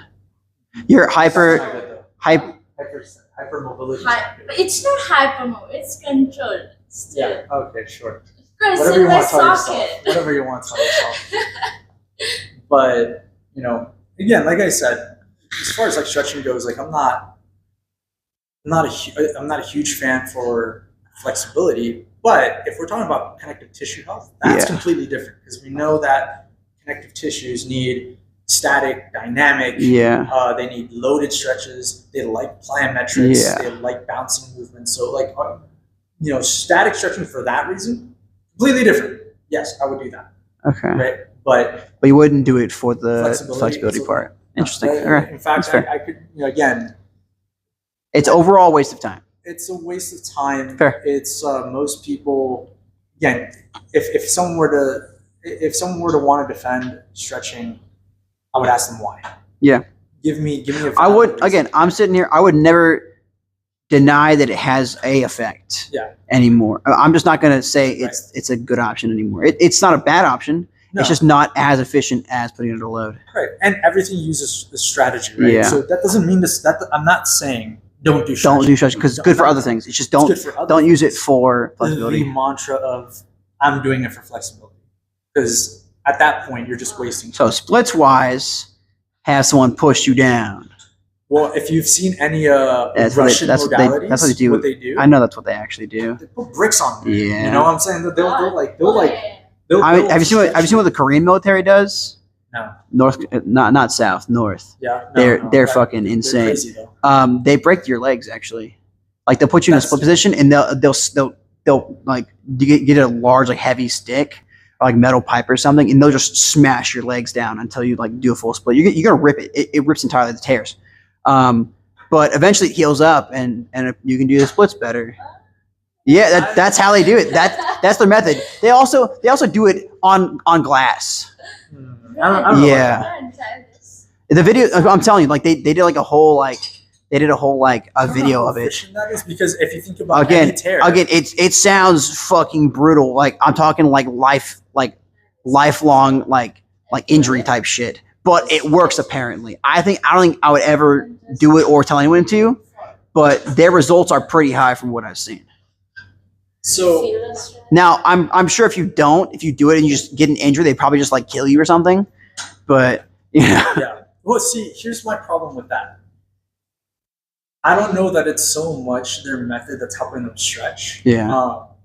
Because we know that whenever you have a tear, Yeah. muscle tear, and then they It takes so suture long to that back heal, up, bro. It takes long to heal, but on top of which, your body creates scar tissue in order Yeah. to replace what's been damaged. Yeah. That scar tissue doesn't allow you to get that flexibility. You then Yeah. have to work on it. Yeah. So this idea that they're breaking people's bones in order for Not bones, but like they're tears. They're yeah, trying they to are reduce ripping tears. them. Yeah. I don't think that if that's really what's happening, I don't think that would actually help them. If anything, I think that would make it worse. They'd be less mobile because of the scar tissue They're that like, builds up. do or we break. Do or die. Hey, No, they do. It's brutal, man. They like I do not believe it. ow, dude, ow. Yeah. No. On glass, like dude, on glass, Yeah. like yeah. All right, you ready? Try. That Split. would hurt. That would hurt so bad. Swinging that with one hand is hard enough as is. All right. Yeah, no, I don't know. I think that I don't know how much I believe that because, like, again, your body creates scar tissue. Scar tissue is essentially, it prevents you from being all that mobile. Yeah. So I don't know how The indomitable human spirit. I don't know. but Autism. Something like that. Yeah. but Steroids? They're probably on some shit doing. They gotta be, bro. Like to do the shit that they do, bro. Like they do like push-ups on like nails and shit. Right now is Final Destination. why? I think it snaps. Dude, he's preparing to like axe wield, all right? He's preparing to fight like Oh, Sauron or some shit, you know? He's a dwarf now. I like playing around with these things. Yeah. You can do a lot of They look fun. I feel like if you load your body in several different ways. That's why I like swords, man. You know, You've seen like the Guts like Doomslayer? You know Guts no. from Berserk, the anime? Oh yeah. Yeah, just his huge sword, like the Dragon Slayer or whatever.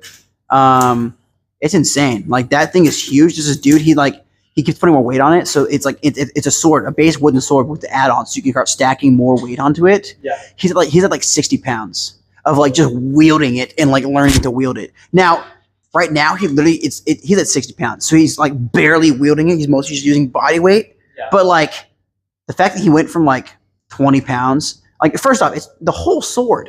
Like imagine that leverage, like alone, like you can't hold it out like this. But he's gotten to that point. You know what I'm saying? Yeah. Like that's fucking nuts to me personally. It's like getting the freaking barbell and then putting like a 5 pound on it and making it into a sword. You know? Yeah. Like that's wild. But people can do that at some point. You know? It's just cool to look at because he just does all these like mobility things with it, Oh yeah. and like he legitimately trains with it. Like if there was anyone I wouldn't want to fight in any like weapon combat, it's that guy. Because like I know he'd probably just fucking like rip me up with it. Like you could give him a stick and he'd probably weaponize it. You know what I'm saying? Yeah. Just he's so used to like heavy shit. He could wield a brick or something. I don't know, man. I don't want to touch it, bro. That's wild. Yeah. Like I feel like I'd injure my shoulder or something doing that. You know? I think they build up a lot. You know? Yeah. They build up a lot to do that kind of stuff. We do a press. Oh yeah. This angle. Have you seen the people that deadlifts with one arm? Oh yeah.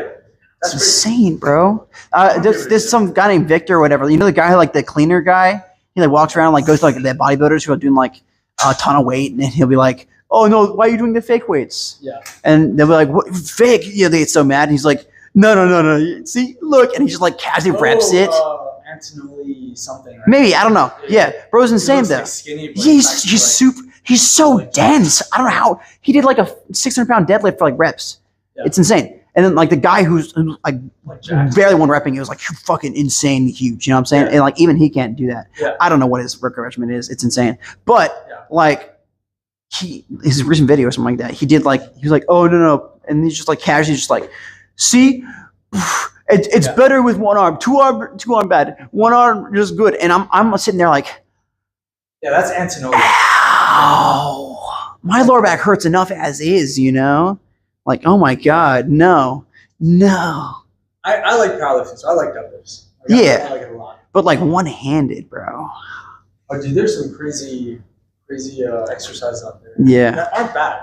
I think you got to be highly skilled for it. Right? Like, for example, I mean, there's I forget what this one's called, but where you deadlift with the bar right here, you're essentially going. You ever seen the backwards ones too? The guys who go like this? Yeah. What's the point of that? Because I feel like I'd fall over, first off. Well, I mean, I think it depends on, where the weight is, right? Yeah. Again, that's going to load up your quads, but it should also be able to strengthen those glutes and posterior chain as well, right?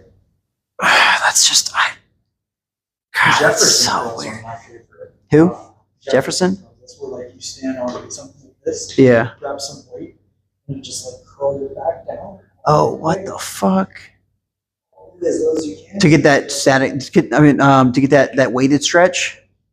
That and to build up the muscles that stabilize the spine too, and also to strengthen. I think I'd injure my back doing that. I think I'd totally injure my back doing that, dude.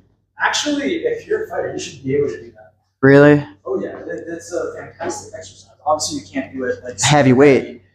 You know, at the start, you want to work up to it, but like I've seen people do it like with 40s, they're fine.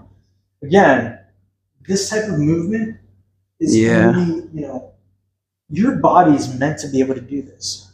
Now, if I'm going heavy, obviously you don't want to go fast with it. Yeah, you go super slow. But you know, you know, I know people think that you shouldn't deadlift with your back curved or whatever. Yeah. It's like a matter of where is it coming from though. If I'm stable here and I'm moving everything with my hips, that's not the same as me doing this, right? When I'm deadlifting. And also look at strongmen. You know how they hold those atlas stones? They're curved all over and they're doing this. They are. That's insane. Right? So your body can do all these things. It's just more susceptible to injury doing that. Not even. But also, there are some people, if you ask them to lift a stone, they will use their hips. Yeah. There will be some dumb people Who use their who back. will use their back. Yeah. Well, so again, I don't think so. This might be Controversial. Okay. But I'm ready. Technique is all bullshit. Okay. For what? Anything. Because your body is never going to get into positions that it can't anatomically get into. Yeah. Right? I can't, well, yes, but I can't, for example, my elbow's going to lock out here. Yeah, it's not going to go past that. Hypermobility, it's not going to go past that. Yeah. So do I really need to worry about, you know, all this nonsense if I have a little bit of body English? Not really, right?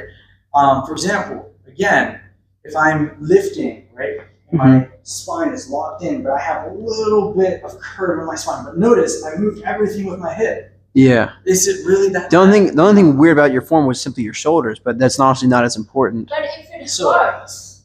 Well, if it hurts, so here's the thing. Again, your body's a little body English doesn't hurt anyone. He's saying you can add some leniency to it. Yeah, add some leniency to it because at the end of the day, your body's never going to get into positions that it's not anatomically designed for. Like when I'm trying to deadlift and I'm sitting here, right, and I'm going down, right. My lower back's straight, but like I'm kind of curved over, right. My lower back is still straight. When I'm pulling, as long as I'm told form-wise to pull my shoulders back here, right. Yeah. But then at the same point, I lose so much there that I can't really do the lift, right. Mm-hmm. If I kind of like pull my shoulders a little forward and then I can grab it, it helps me more, right. Yeah. But so I'm still trying to tell my brain to pull the shoulders back a little bit, you know? Well, so this is my thing. I think, again, you can have a little bit of leniency, right? And I'll give you a perfect example, right after. But injuries are not due to a lack of great technique. Yeah. It's due to a poor lack technique. of conditioning. A lack of conditioning. You know, your muscles, if they can't lift what's expected of them, they're gonna give out. And that's so what if a kid is doing this, right? This is their deadlift form. If it's going from the hips, you're fine. 700 pounds. Well, again, if it's in the hips, because deadlift is a hinge movement. It's not a back. 700 pounds. Again, if it's in the hips, yes. Why that one? Just what I did. No, obviously that's gonna okay. Your spine, right? So to a certain extent, technique. To a certain extent, it's certain things. Like say you're trying to do bench press, but you're doing it up here. That's shoulder. That's not bench. Hold on a second. This. If we're talking about this here, this may seem bad, right? Guess what? There's a press called the guillotine press. Sure. And it has your arms. Sure, but it's not going to center a ton of it on the chest, though. It's not going to be a fantastic bench press. You're going to get a really nice stretch and a lot of benefit from the guillotine press. What? Try it out next time. It's really, really good. What the fuck? Yep. We powerlifters use guillotine press as an accessory, right? Mm-hmm. So again, we're told. But you're not going to put like 200 pounds on that, though. No. Because you're not going to be pushing a ton of power with that. But there's a thing, though. You're never going to progress somebody. You're never going to just jump into a weight. You're always going to progress towards heavier. So you're going to do 200-pound guillotine press in 2 years? Probably not. Probably not. Probably It's not less actually. efficient for power. It's So more that's why it's beneficial for other accessory. things. So that's why it's an accessory, Yeah. right? Again, there are certain exercises where you're never going to load. But if a kid's doing bench press and he starts doing this, you're not going to tell him, "Oh, it's fine." You're gonna be like, "Hey, if you do bench press, pull those Yeah, elbows pull in." those Yeah, shoulders, yeah, But again, those exercises have a little bit more, leniency. not leniency. I would say, like, for example, if I'm doing a lunge, Yeah. with a reach, right? Sure. I'll do this, right? Yep. I'll curve my spine a little bit. Is that bad? Well, your lower back is the important part, though. Yeah. As long as your lower back's straight, that's the only problem I ever have. Kind of. So here's the thing: as long as you're using your hips, right, and that's all about coordination. Yeah. But like I said before, most of the time when people get hurt, it's because their muscles aren't conditioned to do the task, Yeah. right? That's mostly why people get hurt. Not necessarily because they didn't have perfect form. Well, of course, perfect form is not gonna. You can still get injured with perfect form. Yeah. Yeah. You can get fatigued and then everything goes out the window. Yeah. But I think when you think about like posture in exercise or technique or form, sometimes we overemphasize and then we're overcritical of how certain people do it because it could just be their biomechanics. It could be a them situation. Right? Yeah. It may be great for me. It may not be great for you. Mm-hmm. But I may be able to deadlift like this, and you need to just deadlift here, right? Pulling those shoulder blades back, right? Yeah. It could, again, there's so many factors, but most of the time, most people usually get injured because the muscle's just not conditioned to do the task. Sure. It'll fail before it can. Because they're actually pushing do the task. more than they can handle. More than they can handle, or it's a new exercise that they're jumping right into without actually. And then they just instantly start learning- ego lifting with it. Yeah, without actually learning. Yeah.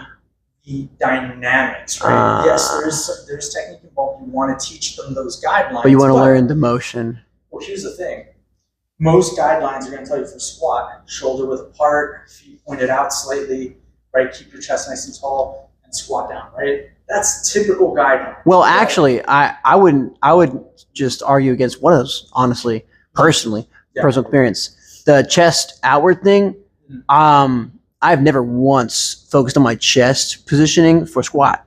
It's always mainly back and a slight tilt forward, honestly, just to align my spine better. Well, what happens if someone does this? Well, they're not getting deep. Well, the reason they're not getting It's because they're leaning. because now they're leaning and collapsing at the spine, right? So what do then? Tell them to pull up their chest. Well, sure. Sink their hips down to the floor, right? So again, there's a bunch of different cues. Yeah. But if you read any book, Well, that's why I say a slight tilt. Slight tilt forward, not a fucking bow sensei type shit. Well, so any book you read, they're gonna give you some sort of guidelines as to where to position your feet, where to position certain things. But again, we were talking about anthropometry not too earlier. Yeah. And maybe not every Some people's body art is different. Yeah. Exactly. Yeah. So those guidelines. Yeah. If I'm not within those guidelines, Yeah, I figure out what works for you. I don't have perfect Yep. technique, right? That's why a lot of people do sumo I would deadlift. say, like, here and there is fine. Well, that's why I'm saying technique. Is it super important? Maybe not, because if I'm seeing somebody can't do it the way I see it in a book, the way it's described in the Doesn't mean book, it's necessarily wrong. no, Yeah. exactly. And are they going to get injured just because I don't have my feet shoulder width apart, slightly pointed out? No. Right? If I do, It might not be it's as because the efficient. muscles Yeah. couldn't withstand the weight that I was lifting. Yeah. But then again, I'm not going to be an idiot and never have squatted 100 pounds. And then I put 100 pounds without having first built up my legs with body weight, goblet, front squat with dumbbells before going to a barbell, right? Because Right? If that's I'm so straight much. going That's to a wild. barbell, right? Yeah, it's a whole Then lot. different. That's like you're freaking worrying over dumb shit instead of like just doing the lift. Exactly. Yeah. So that's kind of like the principle. That's why I say it's controversial because most people will say, no, the technique is super important. Well, again, we're talking about, for example, Well, we're talking about technique or form. form. Form. Technique is important because it helps you with So form's not as important, but technique is. Yes. Because, Okay, that's where you're getting me. Okay. Yeah, so technique sorry, that was my mistake. That's fine. That's fine. Technique is important because that's what helps you gain. Because technique, leverages, because right? you learn technique over how your body reacts to form. Form Yes. is the Well, base guideline So let's put it this way: form sets you in position to build technique. Well, technique allows you to get mechanical advantage. Yeah. Right? So you want technique so that way you can. It's like I'm doing a kick, efficiency. right? Yeah. I can make it look exactly like the diagram, Yeah. but up to my physiology, my height, weight, length, and everything else, that's going to dictate what angle Yeah. would be better for myself. Or for example, Like, say for instance, right, I'm doing a kick, right? And the book tells me to pivot on my foot and snap it out, yeah, because that is the technique. I'm a heavier guy. So Yeah. instead, if I wanted to get a hit that's really powerful and Yeah. fast, I would actually try to plant my foot Mhm. at the angle already so that I can snap into it instead of twisting it. And that's my technique. The form was there, Yeah. but I kind of modified the technique Yeah. to benefit myself more. So that's what you're saying. I would say what you described, the positioning of your foot, was Yeah. more the form that you chose to adopt. But where the technique comes from is your Is ability my to rotation. rotate the hips. Okay. Right? Because your hip, everything that when you rotate. So you're saying that it's some how- people's hips rotate differently. What I'm saying is, in your case, your Yeah. position is different. So Yeah. if the foot says you have to pivot first and then kick, Yeah. right? That's what the book says. But you found that maybe it's better for you to To just always start pre-fire. out. Yeah. That's the form. Yeah. Because you're adjusting the form Yeah. towards what's most comfortable to you Yeah. and your structural anatomy. Yeah. right? But then the hip still has to be there. Of Whether course. I'm pivoting or whether I'm opened up already, Yeah. I still have to get that hip involved in Yep. order to produce a powerful kick. Because you produce power through rotation, Yep. right? So that would be your technique. The technique would be, I need efficiency. How do I get efficiency in a kick? By involving my hip and by getting rotation, Okay. right? That's your mechanical advantage. That is your efficiency. Okay. Your form is your position. Yeah. Your technique is all the Is your little execution. nuances that you use Yeah. in order to create efficiency in whatever it is you're doing, right? Gotcha. As far as like form goes, again, when we're talking about bicep curls, people are like, oh, momentum is bad, right? It depends on where you're working. It depends on where you're working. If You you're know? trying to push out some extra little juice, of So course then not. form goes out the window. Yeah. Because now I'm compensating with the As long as hips. you're not throwing your As long as back I'm not- Yeah, out. as long as I'm not doing Yeah. this. If I'm using my hips to get it up, right? I Some of the didn't forms that- even venture to say a little lean forward to really center on the bicep more. Mhm. So you're less of a hinge thing and more Yeah. of just a, you know, Yeah, you could do that. I don't know. With curls in general, I've always found that it's more centered on the bicep here than Yeah. it would be here. You Yeah. know, I mean Yeah, this you is can do great. You know, but if I really want to get that extra little Right. push out, I'm gonna Yeah. lean forward a little bit. The only worry I would have is most people, when they do that, they'll fatigue right here. Really, They'll usually fatigue. there. fatigue. Like they'll start to like get tired, and then they'll start to feel discomfort here in the mid back. Really. Yep. Because they're leaning forward, and you're increasing the amount of you're increasing the lever arm. As far as your body goes, as far as your spine goes. I don't know. So imagine holding a weight in front of you, Yeah. and now you're on top of it. So now, if my center of gravity or my center of mass is like right at my hips, right, my spine acts like a lever the further away I go from my hips. So right here, I'm stacked. Mhm. Everything's neutral, right? There's not much load coming, not much load going through me, right? But the moment I do this, I'm accentuating the lever arm, which then gravity is going to feel a lot heavier, right? Yes. So if I'm Yeah, doing that's here, fair. I'm probably going to get tired due to my shoulders, my upper back, Yeah. before my biceps get tired. Interesting. Remember, the biceps are also small muscle, but Yeah. I'm also trying to lift heavy, right? Or I'm also trying to lift a substantial amount of weight Yeah. for a substantial amount of reps. Yeah. So again, you could do that. I've seen people where they kind of roll their shoulders forward and do this, right? Yeah. But me personally, just how I feel, right? It depends again on Yeah. On your physiology. Yeah. Yeah. And also on just you, right? Yeah. Because for me, this may tire my back out before I even feel it in the biceps. But other people, for you, it might be great. Yeah, because Right. it depends on what you've trained and how you've trained it and everything. Yeah, it depends on your history, your genetics, your anthropometry. It depends on a bunch of things, right? So You use a lot of big words, huh? well, Did but yeah, like I think his homework. I definitely think that when it depends on who you're dealing with. Yeah. For That's fair. example, here's another thing. Like I don't like concentration curls. I hate fucking Concentration curls. These guys are here. Oh yeah, I started with those. I hate them too. I don't feel these. They're stupid. I don't feel No, these I don't myself, either. But other people, Like no.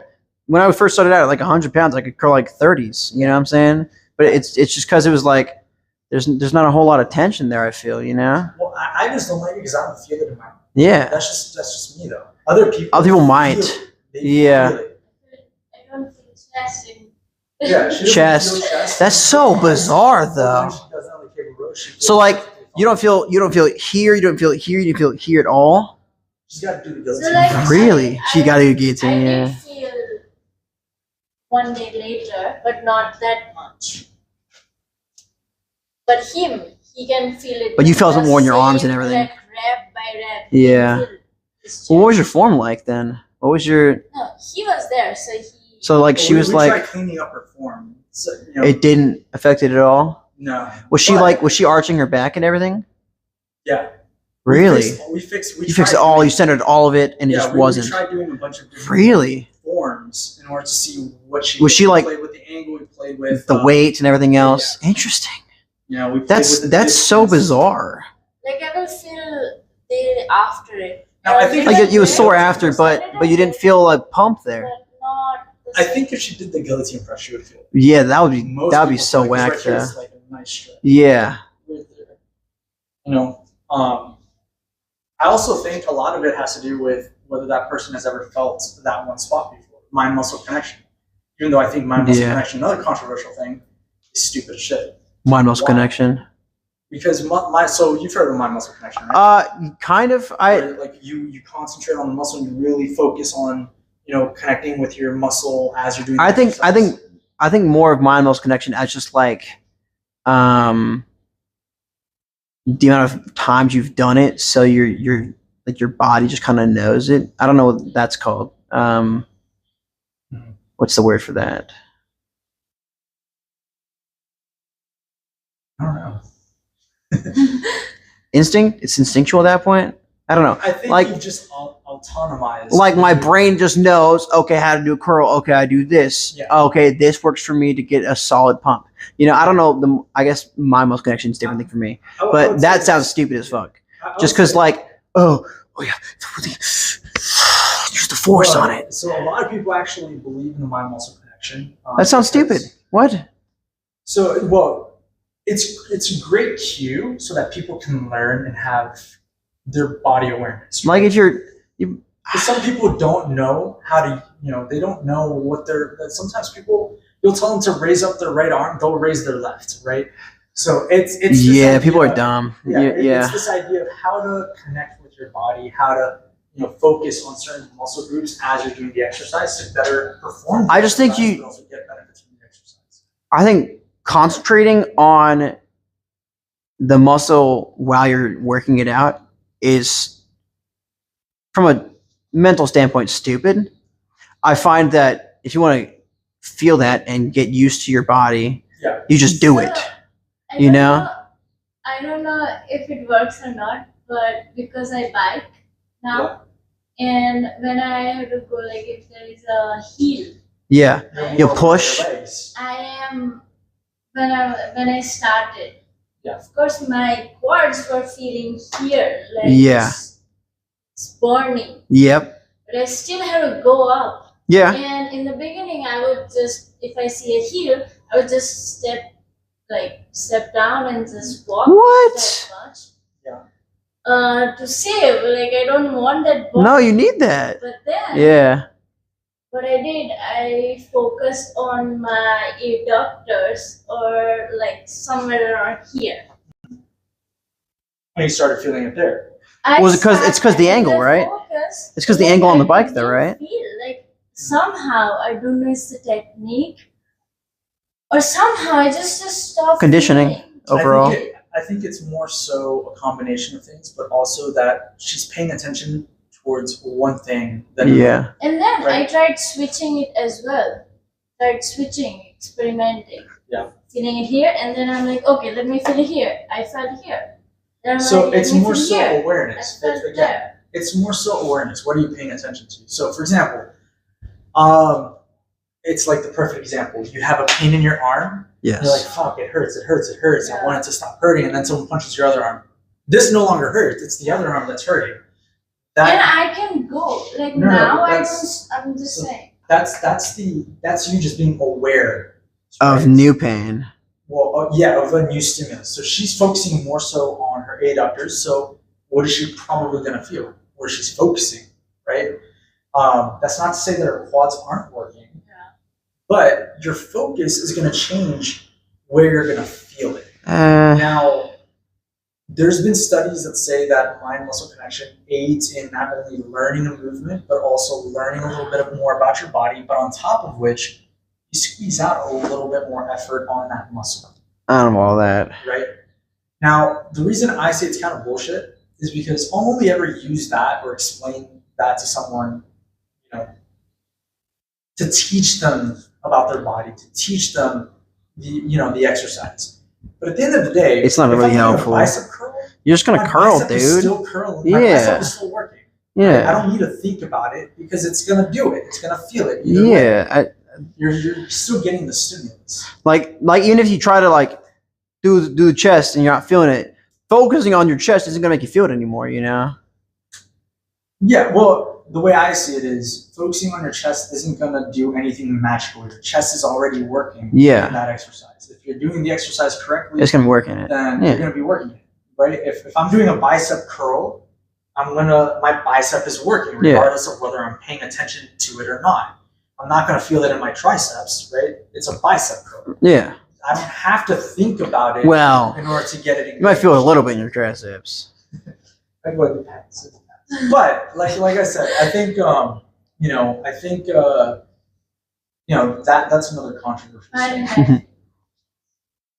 I I think there's a bunch of combinations with that. Yeah. I think it's a bunch of factors. I think you gotta get your triceps and your forearms stronger, so you can push more weight there, so you can start targeting that chest more. 'Cause maybe your chest is just so jacked, bro. It's just guillotine. Yeah. We'll be fine. But what was the other thing I wanted to say? Yeah, there's Deficit push-ups. Deficit. I'm doing those tonight. I'm not gonna finish my workout tonight because it's so late and we've been talking for so long. But I'm gonna finish deficit push-ups tonight, at least. Just cause, dude, I need them. All right, those things are so fun. All right, like push-ups, but like better. You know what I'm saying? Yeah. And I'm probably gonna also do like one-arm push-ups at home later, just because it's fun. Because now I figure that I can do those. So like, I'm just gonna do them to like flex on myself. No one's gonna see me. I'm just gonna be alone in my room doing one-arm push-ups. You know. Also, it popped my back, which is like crazy. So I might do it more just to like pop my back more. You know, because like that felt so good. It hurt for a second, but I was like, damn, that felt good. You know. Oh my god. Yeah, no, I just popped your back. Let's go. Let's go. But yeah, there's a lot of stuff. I think again, you'll learn all about this, or at least a lot of these concepts or foundations once you get your certification. Yeah. Right. But I think again, use what works. Right. Everybody's a little different. Like I said, not everyone's gonna feel every exercise. She doesn't feel the chest press, so she didn't feel the flies. He doesn't feel pain at all. Yeah. Absolute unit. Dang, that's crazy. Broken. So yeah, she doesn't feel the dumbbell flies, but she feels it on cable flies. So I mean, again, just finding the right exercise for the person, I think can be very important.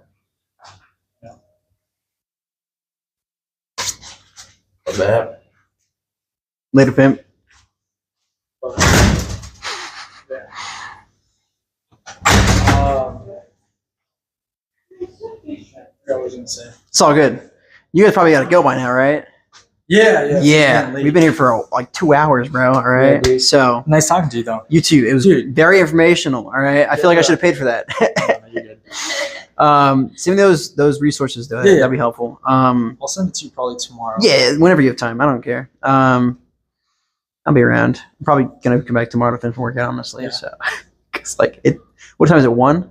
It's like 2? Fuck, dude. Say we've been talking for like 2 hours. exercise science can get pretty deep. Yeah. Can get pretty deep. You can keep going. No, I know. Oh yeah, you kidding me? Bro's got so much stored up in that noggin of his. That's like me with that's like me with gambling. All right. Yeah. Oh yeah, Counter Strike, bro. CS skins, the market, and everything. Yeah. Tell you about floats and blue gems and whatnot all day. Oh yeah, how to make money off Counter Strike. You gotta have money first though. No, And you gotta I get just lucky. gotta. Nah, a little bit, little luck involved. A lot of scamming. I gotta use all this knowledge on myself. I'm just too lazy. Damn, bro, that's crazy. Yeah. Get back into it. Hey, well, at least you're not like modern day PE teachers or like health. Yeah. You know, health. What do you call them? Gurus. Not gurus, like the people. I don't know, the health advisors of like every country. Whatever. What are they called? Oh, I don't know. Like the health person for like every country. Like America's just so fat. Yeah. Like her entire job is to like inform the populace about what is healthy to health eat and whatnot. promotion, I think. Something like that. Health and wellness promotion. Dude, she is literally like the white blueberry from like Willy Wonka's chocolate factory, okay? Like she's talking to you about eat this food and this food and this food, but like if you're practicing this, you are not a trustful resource. As someone And like PE teachers. yeah. Were your PE teachers in elementary school fit? Mine weren't. Yeah. Mine was a fat old man with like chunks and rolls and shit, and he was like, "Wee, do this, do that." Wee, you didn't practice shit, you know. That's true. Well, as someone that knows exercise, it should be easier for you to make those kind of changes. Like you right? say that you're not doing it, but like you look good, man. All right, you're fit. All right, I so get that. you look the part, though. You know what I'm saying? Yeah. So it's not. Yeah, you're doing fine, man. I'm glad I looked the part. Yeah, I feel like It's the shoulders, bro. It's the shoulders. You got that shoulder span. Yeah, of course. I'm sure he wants to probably like you're cutting, so he wants to slim down a bit. He's cutting, so he has a goal to like probably cut excess and like accentuate the muscles more. Get some sick pumps in. Oh, dude, get rid of this. Dude, that's literally just cardio, though. That's true. That's literally just cardio. Yeah. The only thing that's stopping me is wanting to lift heavier and just get more jacked. Yeah, because mass does move mass. Yeah, that's my struggle too. Because like I could just get super ripped. Like it'd be so easy for me. Yeah. I can't because then my lifts are just not gonna go up. You know what I'm saying? Yeah. No. Yeah. You lose that energy. Yeah. You know, it's mass times acceleration. Right? Yeah. So I mean, it's. I eat so many carbs too. I need to eat more carbs, honestly. Yeah. Because lifting with that low heart rate burns the carbs while the high heart rate burns the fat. You know. Mm-hmm. So. Yeah.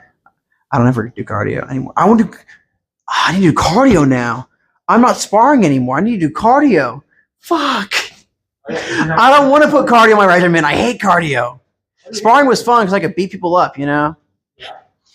Oh my God. I'm cooked. This is a sad development for myself. Fuck. I know everybody's like really a big fan of like zone 2 training. It's What? all cardio. Zone 2 training. The fuck is that? That's where like so depending on your Is where all the queers go to hang out? so I think it's like depending on your heart rate max, like most like so I'm gonna talk like I guess in my Experience? well where my zone 2 is. Okay. My zone 2 is like from like 114 to about like 130. And that's your higher heart rate or lower heart rate? That's kind of like so anything below that is kind of like warming up. Yeah. After that, like between 114 and like 130 for me is That's your carb. like cardio. That's cardio. That's cardio for you? That's cardio. And then anywhere between like 130 and like 150, close to like 150 is or no, zone 2 would be fat burn. Zone 3 would be cardio. So 130 to 150. That'd be like cardio endurance. Depending on which one you look at. Yeah. And then past 150, at least for me, would be anaerobic thresholds. That's where you start producing like lactic acid, metabolites, stuff like that, where you start to feel fatigue, right? And then pushing past that is like VO2 max training. Right? Yeah. Everybody's really into like zone 2 training now for like cardiovascular health. Interesting. I mean, that's a lot of numbers and shit. Yeah, I mean, it's a lot simpler than it sounds. You just want to print out the chart. And then just get a heart rate monitor and you're set. I mean, because from what I know, at least this is just like my basic knowledge. If you're lifting, your heart rate's going to go up, but not as much as in cardio. So when you're lifting, your heart rate's going to go up enough to where you're burning carbs for energy. While then when you're running and doing cardio and your heart rate's super high, that's when you're burning fat for energy instead of the carbs. Opposite, actually. Is it opposite? Yeah. So lifting will burn more fat and running will burn more carbs. Yes and no. Okay, I'm lost then. When you lift heavy, yes. So your heart rate does have some correlation in between how much calories you burn. It also does have some correlation as to whether you're using like glucose or fats. Yes. Right? But water, yeah. Whenever you're doing something that's higher intensity or that requires fast twitch, which is whenever you're lifting heavy, yes. You're using those fast twitch muscle fibers, right? Or at least you're ending up with those. Yes. That utilizes more glycogen, right? Or glycogen stores. Glycogen. So than fats, right? Or like sugars, carbs. Sugar and fat. Okay. Whereas if you're jogging, running, that's mostly steady state. You're going to end up using you're going to oxidate fats for energy, right? For fuel. So you're burning more fats, right? Yes. Okay. Now, for example, if my heart rate's at like 150, 160. Yes. Are you burning fat? Yes or no? I'm burning more so glucose, carbs. Really? Yeah, that's 160. It's more intense. Anything that's super intense is going to require. So like 140 would be fat, like 135. Below that. Below that, really? Depending on your fitness level, it's the transition time. Remember that, where your energy goes from utilizing fats to carbs. And that depends on where your lactate threshold is, where that conversion is. So if you're detrained, then you're probably going to use carbs a lot sooner. If you're well trained, you're probably going to use fats for a long period of time, and your heart rate's probably going to have to be way high in order for you to start using glucose. Just consider this. Your heart rate, because your body's adapting to what it needs. Yeah, and also think of it this way: this heart rate zone training. Yeah. Think of it as a way to dictate or put on paper or put a percentage to your intensity. Okay. Zone 1, maintenance, easy. Yeah. Zone 2, we're burning some fat. Yeah. Because we're not going so hard, so we're mostly. It's like a jog. Yeah, we're able to breathe. That breathing just a jog. Oxidates those fats so that you can continually run for a long period of time. So you say rather that jogging would burn fat while sprinting and like running or just in general would be more because it's higher heart rate. So it'd be a combination of fat and carbs. Interesting. And if you're lifting, that's going to be mostly carbs. Okay, yeah. Your body goes through because lower heart. Right? If I'm sprinting at super speed, that's carbs. ATP. No, that's fat. So that'd be ATP. AT what now? That is. That's all. So that is your ATP and phosphocreatine. So you've heard of like the creatine supplement. Yes. So the reason that works is because you're essentially resynthesizing ATP a lot faster due to the water retention, but also the combination of phosphocreatine, which is what you produce. The creatine is the synthetic version of that. Yes. Phosphocreatine combines with ATP to form fast energy. So like sprinting and running. Right. Sprinting. So sprinting and running are two different things. Okay, so sprinting, you would be burning, you'd be using Yeah, think of carbs, fat, and like water, like no. You'd be using or sugar. ATP and creatine, and eventually, if it's long enough, glucose, carbs. Okay. So think of it this way: if you're sprinting Yes. 100 meters, sprint 200 meters, Yes. you're probably using phosphocreatine and ATP. Which is what in your body? That's it's what's called an alactic, because it doesn't produce lactate. It doesn't Yes. produce lactic acid. Anaerobic system. Now, if it goes farther than maybe 20 seconds. So what is supplying that though? What is the supplier of that in your body? I guess like what creates that? Your body creates ATP. It just creates it on its own. Okay, so you just have a storage of it. Yeah. So you constantly, you resynthesize. So running then would burn. Not sprinting, running. Just running would be not jogging, like running. So that would be more so carbs. Carbs, A okay. combination of carbs and fats. So then you say that jogging would be fats. More so fats. Wow. Running would be carbs and fats, and then lifting would be solely Lifting carbs. would be carbs. Not solely. But mostly. Mostly. Exactly. The focus is carbs. Yeah. So lifting is focused on carbs. Yeah. Jogging is focused on fat and carbs. Yes. Sprinting is focused on, Phosphocreatine and ATP. so it's just none of those. Yeah. None of them. Maybe It goes some. on. Like they're still being used. Say if you go. They're still being used, but it's not the focus anymore. No. It's mostly ATP and phosphocreatine. Gotcha. Because the moment it gets long enough, Yeah. so if it passes like 20 Yeah, seconds. that's what I'm saying. We can keep like if you are consistent at your pace. Yeah. And if you're just going long enough. Yeah. I think past 30 seconds. Then it will becomes be carbs. Oxidative No, system. carbs. No, carbs.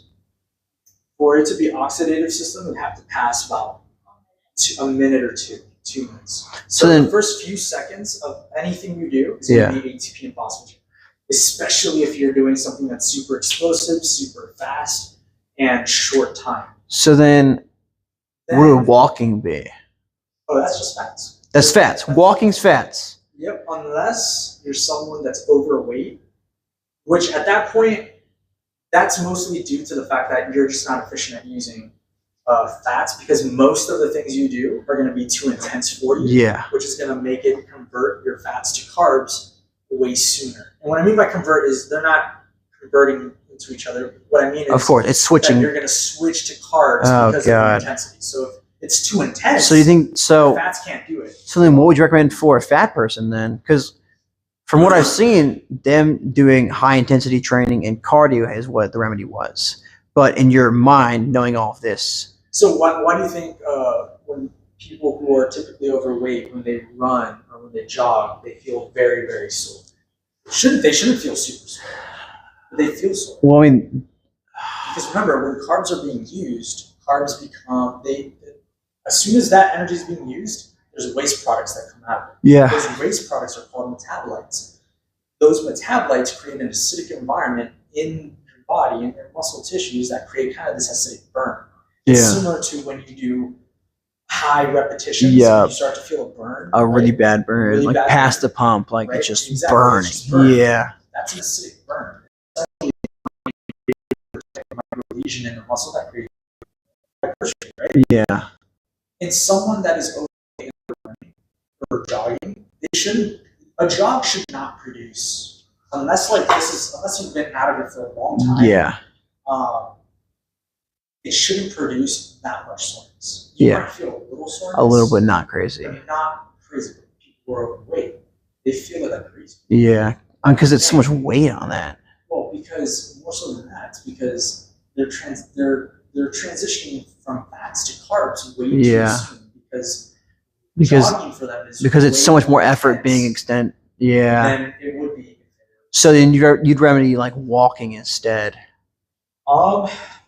So again, you have to, when you're dealing with Like overweight distance populations, No. you could, but when you're dealing with But wouldn't be as efficient. overweight populations, you have to think about how much joint load they're Yeah. and how long they're doing that for, because you can seriously hurt them. Of course. So they gotta So for me, I think swimming would be good. yeah. Biking would be good. There's special machines where people can use their hands to do this. Yeah. That would be a great way to kind of help them lose weight. Lifting muscle. Yeah. Lifting helps a weight lot. Yeah. would help them as well. But you don't think that the tons of running and that would be- lifting would be as that would be efficient? that would be very harmful to their joints. because of how Interesting. much weight they're carrying. So On top no of to which, they're running. not gonna be able to do it for long. Yeah. Now, there is one way that you could, that's very efficient, that I'm actually doing my thesis on, What's that? intermittent training. Which is I've heard of it. Which is So it's not like interval training. yeah. So interval training, HIIT training. People like to use intermittent training and HIIT interchangeably, but it's not the same. Intermittent training deals with very short working periods. Okay. So whereas interval training, you'll go as high as 30 seconds. It's a ratio of 1-to-1, meaning I'll do 30 seconds of an all intense exercise, Yeah. and 30 seconds rest. It could be active. So what would it could intermittent rest. be? So these are the progressions. You can do 30 work, 30 rest, 1 minute work, 1 30 minute. rest, Oh, okay. 30-second work, 1 minute rest, Okay. 1 minute work, 1 minute rest, and you can go all the way to 5 minutes, right? So that's what HIIT would be. Intermittent training is anywhere from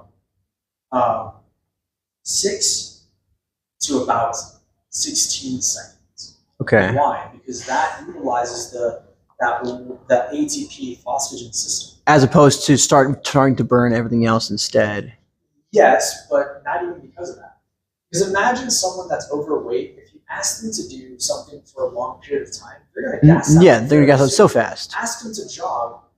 Not only is it going to be bad for their Joints, knees, their yeah. joints, right? But they're probably not going to get very far. They're probably going to get tired after about like a minute. Yeah. Right? At that point, it's a steady state. No. But intermittent training allows you to do a combination of exercises and allows them to do more work, right, than they would have if they did it steady state. The way they would, because Right. they wouldn't be able to handle that. Because they're working and resting. On top of which, Yeah. their ability to what's it called? So intermittent training has neuromuscular benefits as well as weight loss benefits. Yeah. Right. As well. So what I mean by neuromuscular is because it's ATP, because it's the ATP and phosphoprotein system, which we call the phosphagen system. It has a very direct correlation to the brain and the muscle. Okay. Right. So with that being said, teaching overweight people certain exercises is going to be better because it's not long enough. The work time isn't long enough for them to Gas out. gas out, but also to fuck up the movement. Yeah. But it's enough time for them to learn the movement. So coordination. Yep. On top of which, again, like you said, steady state, ask someone to run for a long period of time. They're Yeah. probably not going to be able to do it. But if you ask them to do it for short bursts, Yeah. probably able to do it. Thirdly, and there's more benefits to this than I'm describing, but the third most important thing is how the recovery rate is. Yeah. If they do active recovery, so say they do 6 seconds of work and then they do 12 seconds of rest. Normally, people will probably tell you do 6 seconds of work and then do a light jog or a light something. It's 12 seconds. Rest. Well, in intermittent training, you want them to be at a complete rest. Why? Yeah. Because that way it'll help oxygenate the Yeah. muscles. And due to the fact that in that time you are resynthesizing ATP, which requires energy, Yeah. you're burning fats. You're burning fats in While what would resting. Otherwise be Because it's using that to explosive produce those. It's burning the fats to produce those it's burning the fats to help resynthesize the energy fuel necessary for that. for those 6 to what for did you those say? 6 seconds of work, Yeah. right? So So instead of burning the fat during the work, you're burning the fat during the rest. you're doing a double whammy. That's Because insane. Not only are you burning That's calories gigabrain. through the movement that they're doing, but you're also burning calories when they're not moving at all. Yeah. Because of them Producing. resynthesizing Yeah. or recovering that energy fuel that's necessary. Because recovering that energy fuel is a metabolic process. Yeah. Metabolic processes, they insane. require energy for them to work. Yeah. Which is why you have metabolic basal rate. So, you burn calories just by living. Yeah. Metabolic processes, digestion, recovering those fuels. That is all. That's all a metabolic process that requires calories. Okay. Requires energy. So, if I am running, I'm burning calories. Sure. Right. But in this way of training, if I am running and then I stop completely. Yep. I allow myself to get some oxygen into those muscles, and I'm allowing that metabolic process to work. Restoration. Yeah. For me to be able to do it again. That restoration process, I'm burning calories too. So wow, you're sitting there. Burn, yeah. But in the middle of the exercise. So I'm moving, I'm burning calories. I'm the moment I stop moving and I'm recovering, I'm burning calories. So huge benefits for weight loss. So on top of which you can have them do it for 40 minutes, which otherwise, in someone who's overweight, they probably can't do exercise steady state for 40 minutes. So they can't run. Say they can't run, right? So they can't jog. So they can't. It's just the load, right? Yeah. What are your thoughts on like walking backwards up inclines? Up inclines? Yeah. Or like even like light jogging up incline, but backwards. There's still impact. But is it less of an impact? It lessens impact. Okay. But it's not substantial. Substantial. For one, they're more likely to fall. Remember. Yeah, because they're unbalanced. Yeah. Overweight people lose coordination. Sure. They lose flexibility. When you lose flexibility, you lose coordination. They modify their gait. And what I mean by gait is their walk. Yeah. As a normal person would walk like this, they kind of waddle. Exactly. Yeah. They start to walk a little different. Right? And that becomes a change neurologically. Yeah. That is how they need to move to be efficient in walking. Yeah, they'd have to relearn how to walk and everything. So try having them, when they're walking like this, try having them do that on an incline backwards. They're not going to be able to do that. It'd be hard. Yeah. It'd be pretty hard. So you're better off doing something else. Just jogging. Biking. Okay. Jogging, bike for what? You said 6 seconds?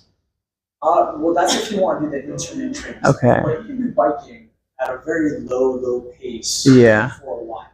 And that'll also burn carbs For some, or fats. Yeah. People who are overweight, they'll probably transition to carbs a lot sooner than someone who's fit. Yeah. Right? Because they're just not. Anything is a challenge for them. So, again, steady state or easier exercise, you're going to use more aerobic or fats as their fuel. But if someone is overweight and they're not very fit, then anything is going to be a challenge. And that'll start building fat. Oh, that'll start burning carbs. Because carbs is a better source for energy. Exercises. Yeah. Right. So you have to keep the intensity lower to be able to burn the fat. For people who are overweight. People who are overweight. And you don't have to do a lot. Yeah. You can just have a cruise. What would be for you a warm up for them would be enough to burn. Right? Yeah. And you just have to keep them moving. Yeah. Right. But you have to be strategic. You can't just have. You're not going to give someone that already is carrying 500 pounds of their own body weight. Yeah. 30 more pounds of weight. And yeah. Squat and then press. Like honestly, like them squatting their own body weight would be enough. If even too much, Yeah. So again, so that would be another thing. I know that when we do certifications, when we do personal training certifications, you'll have a chapter that deals with special populations. Sure. But most of the time, certifications will tell you how to train general populations that are mostly just the average person. But they won't teach you how to help the higher sides and the lower sides of the spectrum. Yeah. Okay. So that is where you need to start thinking. That's where you got to get. That's where you got to get big brain. Yeah. Yeah. You're not gonna. Because the same techniques won't work on them. Yeah. Someone who's super skinny, they're not gonna. Yeah. Like any weight at all, they're gonna like struggle more. Yes. And same thing with like someone who's super big, they'll gas out super fast on like the simplest things. Yeah. And okay. by then, if they have 45 minutes and you already killed them in the first 5, Yeah, then you're you're cooked. screwed. Yeah. You know. So again, knowing how to train those types of populations is also important. Because it requires a different mindset, it requires a different technique. So those are things that you can see. Okay.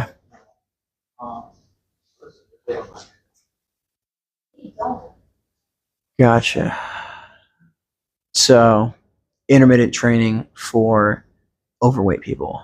Oh yeah, it's a technique that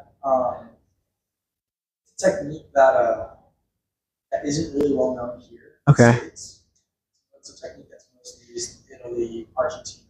Okay. In fact, the author is that came up with intermittent training is Argentinian. Yeah. So I'm trying to write up literature for here in the States. Nice. Good shit. That's sick. So, and also could be super beneficial for people trying to get stronger. Yeah. Because the neuromuscular aspect means that, again, I'm not going to be able to lift super, let's say, heavy. Yeah. Right? Because 6 seconds wouldn't be enough time for me to do something super Of heavy. course. I could probably do power. Yeah. Right? And in fact, I had a female client. I never do for sets a total volume, 50 repetitions of push-ups. Damn. With intermittent training, I doubled that. Really? Because 6 seconds of push-ups, and then they don't fatigue as quickly. Rest. Right? Exactly. And then 6 more seconds of push-ups. Yep. And then rest. And on top of which, because it's neuromuscular, Yeah. it's a neuromuscular circuit, it's essentially exciting your nervous system. Which strength is a neurological event. Yeah. Because you're looking to engage as much motor units as possible. Yeah. To move a heavy weight. So if I'm talking about, say, I'm dealing with someone who wants to get stronger, this is going to excite my nervous system. Yeah. Similar to if I'm trying to lift super heavy. So I might actually break a few plateaus or even get my clients stronger. Interesting. It's but we'll see. She is ready to go. All right, we all head out. All right, I've been keeping you way too long. No, you're good, dude. All right. Thanks for thugging it out. I'll see y'all around. All right, man. Are you gonna finish your with deficit push-ups? Oh yeah. Oh yeah. Well, I gotta finish at least one more set of pull-ups first. Yeah, man. Later. Oh no.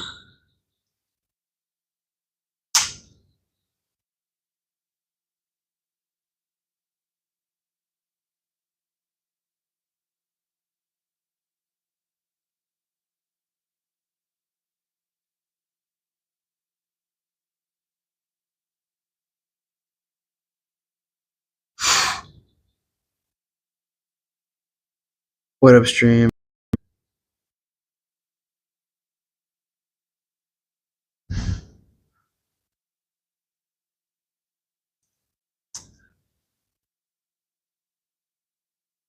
I'm still here. Still here, stream. Gonna finish up and go home.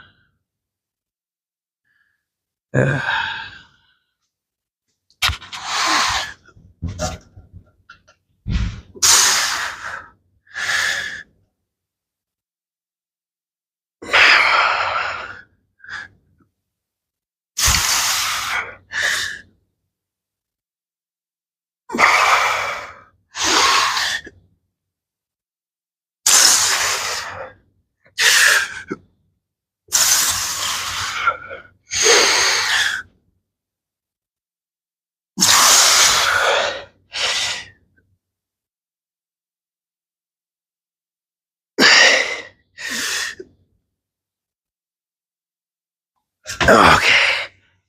Oh, my feet. Ow. Okay. All right, chat. Finish up with deficit push-ups. Then head home.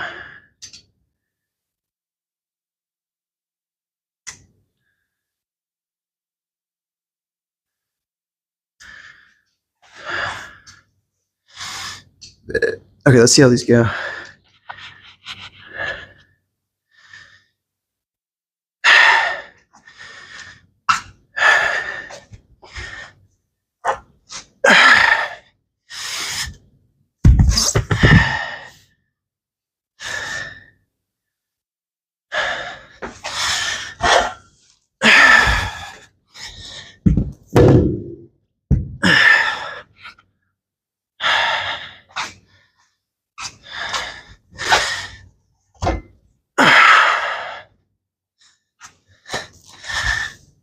Now I can move it if I need to.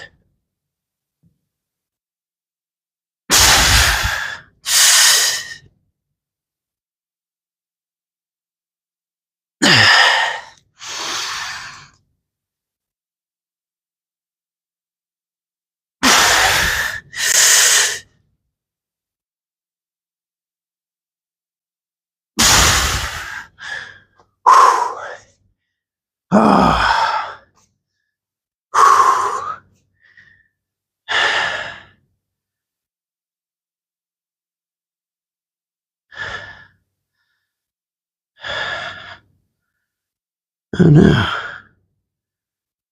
Why'd my Wi-Fi turn off? Chat. I've gone giga. Oh no. Chat, I can't help it. Chat, my voice. I'm Batman. Chat, I'm Batman. Chat, I'm Batman. Chat. The Joker. Oh god. This is me trying to fix my voice. This is me trying to fix my voice. You know what? I think it's just because my throat's dry. Let's get some lube for that. Mmm. Delicious. Chat, tell me you have autism without telling me you have autism. Go.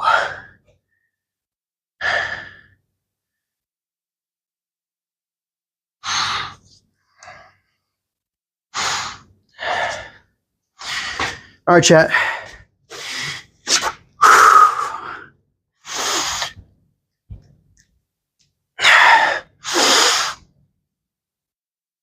Make sure to leave a like, subscribe, and comment.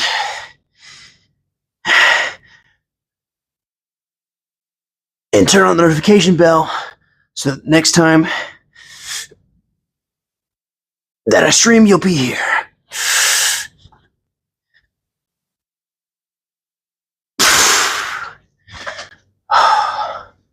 And I'll see you in the next one. Peace.